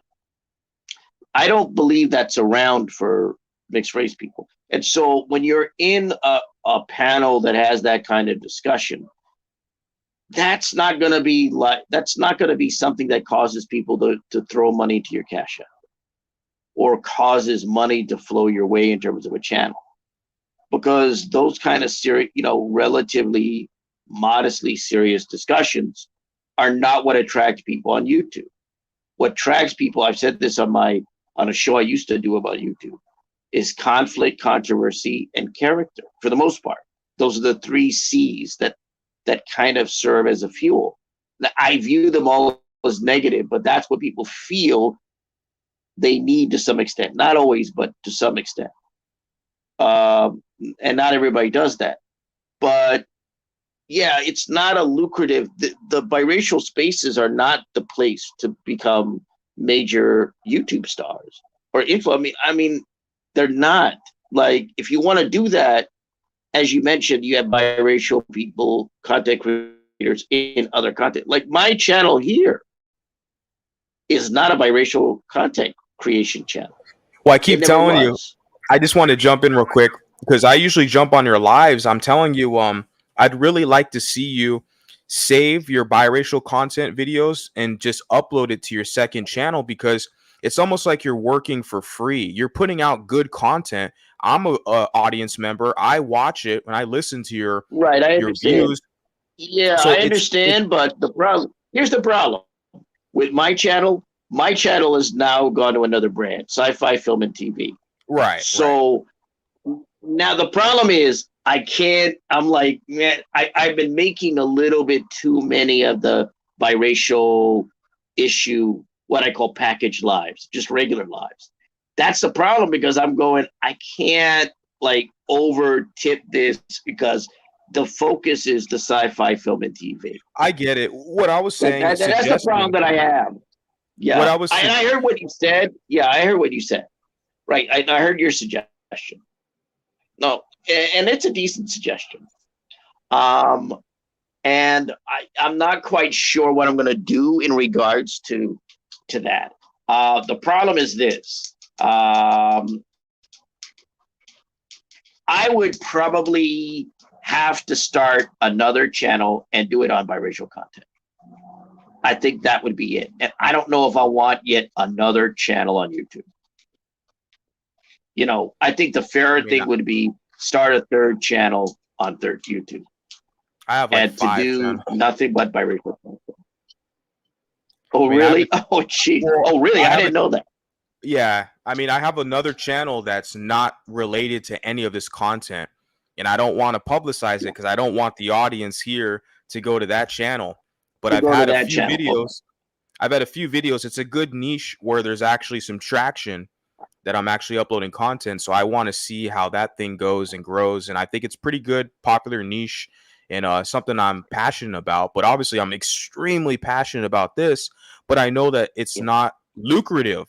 This type of niche is not lucrative, but I have a passion for it. And there's not that many spaces for us. We need something for us, because the one thing you'll hear from monoracial groups, specifically Black people in America, is they'll tell you, oh, you have no place to go. The whites don't accept you. So you have to accept the subordinate position underneath Black people begging for acceptance. And I'm saying, screw all that. We need our own spaces for us. And that's why go ahead. And that, what you just said, pure wannabe language, PWL. That is one of the aspects of what I call pure wannabe language. Precisely one of the things that they say. You got nowhere to go. There's not really much of a place for you. So you might as well be monoracial. You might as well do it, because who's going to see you as who's going to see that you're mulatto? Who's going to see that you're biracial? It's like, biracial, is that really a thing? I mean, come on, biracial. What's next? Triracial, quadracial. We had a biracial president. I mean, how is it like? How can it get like any more simplistic than that or definitive than that? We've had a literally a biracial president in the United States of America. We're here now affirming ourselves. And I'm one of the few guys out here that's really trying to make it to where we have our own space for us. I'm not pandering to anybody. Yeah, but what you did, like I said, and so that's what you get. That's why I noted pure wannabe language, right? That's what happens. This is what occurs. It's not just what occurs for monoracial people. It occurs with the wannabe. they go and say the same things too. Some of the same things. Go ahead. I have a question for you, Al. Now, do you think that the wannabes outnumber the kind of more biracial identified mixed race people, because I tend to think that they do, that there's more wannabes, because I Right. understand it's easier to just kind of pander to the monoracial group. There's more numbers there, right? It's easier, I feel like, to do that than to just be ultra specific and to kind of lay like set up parameters, right? Because you're gonna exclude some people. I mean, anybody's is willing to tune in. It's a public platform, public page, but the content might not be for everybody. It's super niche, right? But I think there's more wannabes than people like me out here. Honestly, it's very Okay. evident. All Yeah, right. So there are two things that you bring up there basically with your comment. Number one is, what is the ratio between the wannabes and the, call them loud and proud biracials, right? precisely, People who precisely. Yeah, loud and proud biracials. And the second aspect is what the lure or what the incentivization would be for wannabe, to what the supposed incentivization is and the reason for being a wannabe. Okay, so the first part there, here's the problem. I mentioned before statistics, right? Data. I don't have a statistical snapshot of, number one, biracial people who don't who don't actually fully claim themselves as biracial, meaning they don't mark themselves down officially as biracial. They don't state they're biracial. They see themselves as monoracial, right? In one of those fashions, compared to people who not only officially claim it, but they state it and they are it, you know. And so that's the problem, is I can only make assumptions. It's easy to say, yeah, it seems like there's more of the wannabes, the people who claim to be monoracial, than there are those who are biracial. The problem is we don't really know. I don't really know, and I don't think most people know, because we don't have a firm, fixed statistical picture or anything that's even close to it. We can only kind of rely on anecdote and assumption and speculation, and I would say assumption. And I don't really like speculating and assuming, but not based on anything firm.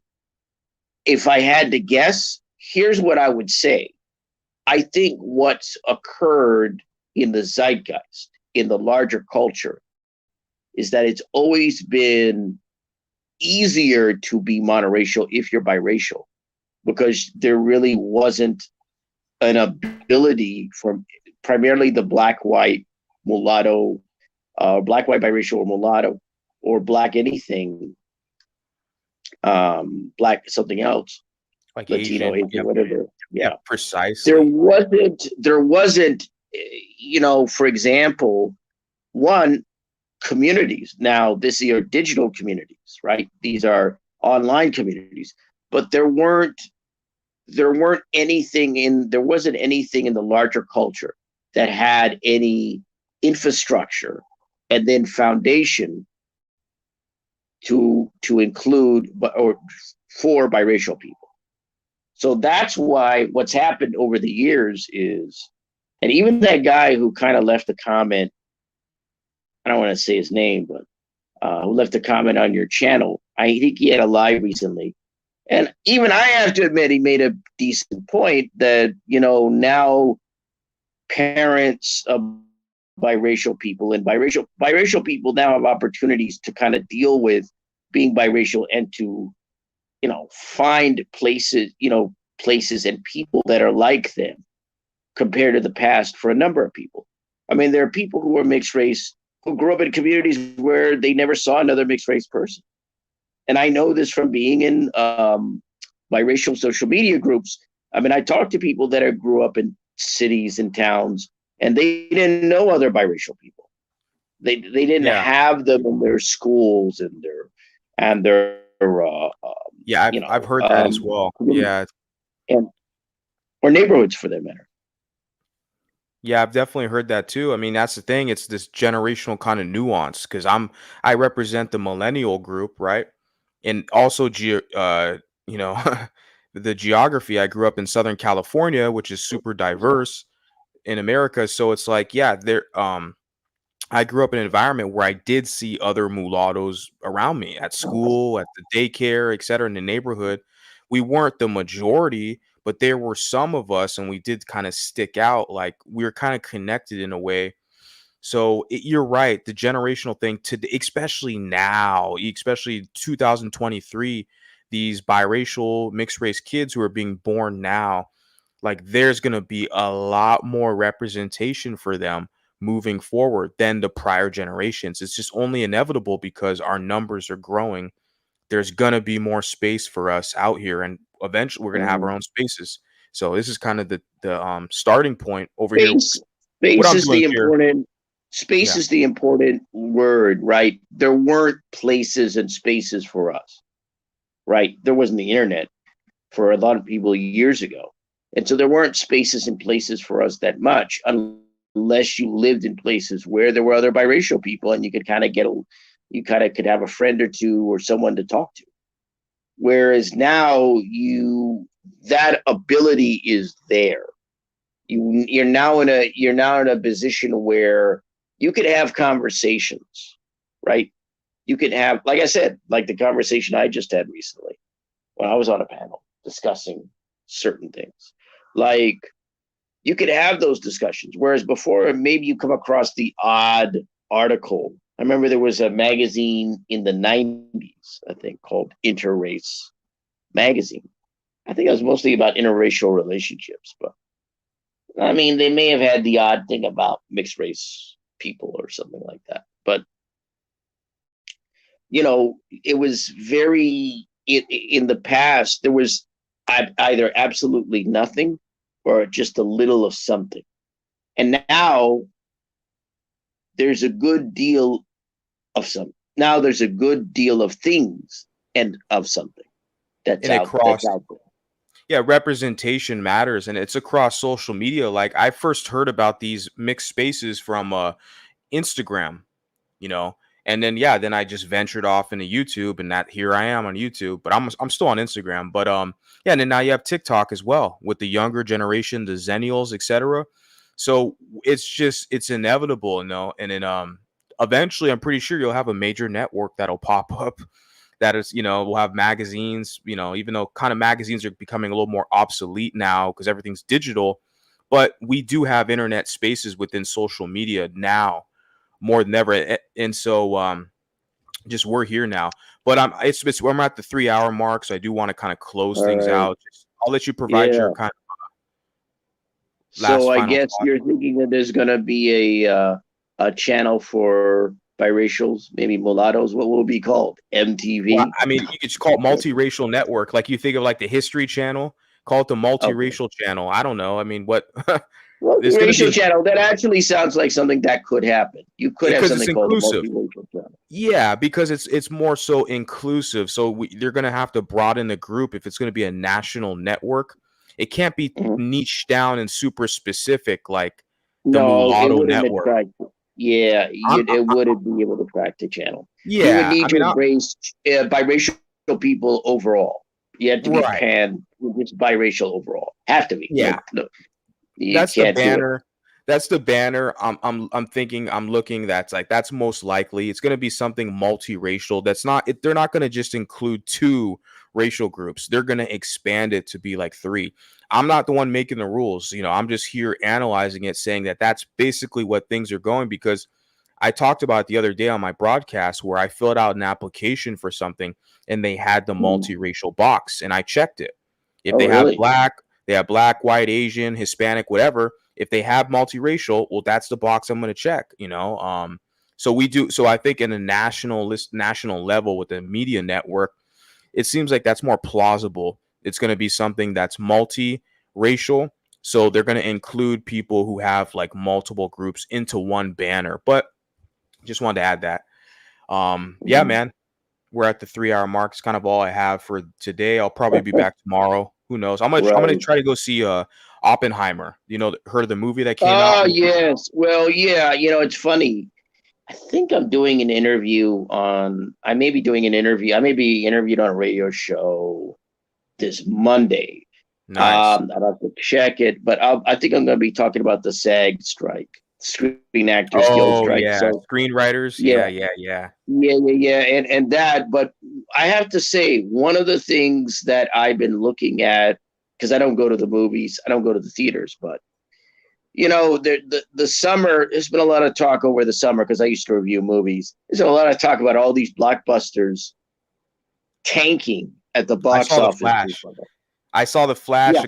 a few weeks ago. I liked the movie, but it tanked in the Yeah. box office. Yes, The that's Flash, what I've been hearing. I hear the Yeah. Flash, I and liked there's it, been that's a whole other subject that would be outside the purview of this channel. But that's one of the things I've noticed as a former reviewer. All the hate for Indiana Jones 5, and all this stuff. Oh, But wow. one of the things I haven't looked forward to was Oppenheimer. So it's Oppenheimer. I'm going to come out and say it. I guess that's more the type of films, because I would see a variety of films, but that's more the type of film I'm interested in. Yeah, Huh? Christopher Nolan, right? Yeah. Christopher Nolan. I Who's love a his filmmaker movies. I like. Yes. Yeah. He's an excellent director. Yeah. Right, he did Dunkirk. I mean, he did. I mean, he's done comic. He's done The Prestige. Yeah. Well, yeah, that's actually my favorite. That's the best film I've seen about magicians, in my view. That's my personal favorite. I like that one, The Prestige, and also The Illusionist. They came out around the same time. Right. The Illusionist is a good film. I like The Prestige a lot better. The Prestige is a great film. Yeah. But what I was going to say is Oppenheimer is a film that I certainly would like to see. And I'll be brutally honest. Ridley Scott's Napoleon, with, I can't remember his name. Joaquin Phoenix, I think, which is coming out in the fall. I mean, so I got to be honest. I guess maybe I'm somebody who likes these, I hope, a little bit more serious and substantial films. So I guess that'll give me, because I used to review films. So yeah, I'm more interested in seeing about Oppenheimer, who I'm familiar with, of course, because of Trinity. If you don't know who Oppenheimer is, I would suggest that you Google Trinity, Google his name and also Trinity, because Oppenheimer worked on the atomic bomb. And of course, he had his trials afterwards in the basically McCarthy years of the 50s. So I don't know when I'll get around to see Oppenheimer, but I'd like to know about it. I'd like to hear what you have to say about that. And yeah, I'm more interested in the serious films, I guess. That tells you where I am. But go ahead. Sorry about that. Oh yeah. I think I'm gonna probably try to see that tomorrow. We'll see how it goes. Because the two films that came let out, me know. I'd like to know how it is. The two films that came out this weekend, people are discussing is Barbie or Oppenheimer. Which one to go see? It's like, I'm not gonna watch Barbie, So I think Oppenheimer it is. Let's check it out. Yeah, I don't see you as a Barbie person. I don't see you as a Barbie person. But yeah, man, that's it. They're hoping. The studios are hoping that those movies are gonna boost, which is interesting. I didn't really see Oppenheimer as a big box office film, but it's Christopher Nolan, so yeah. I'd like to know. Let me know, please. Cool, man. Hey, I appreciate you jumping on the panel. Appreciate it. Yeah, thank you. Yeah, thanks. I'll take off. Thanks for having me. All right, enjoy your evening. Thank you. Bye. You too. All right, everybody. Another great broadcast. I appreciate everybody tuning in. It's been really good. So thank you guys. I'm going to end it here. And then until next time, sayonara.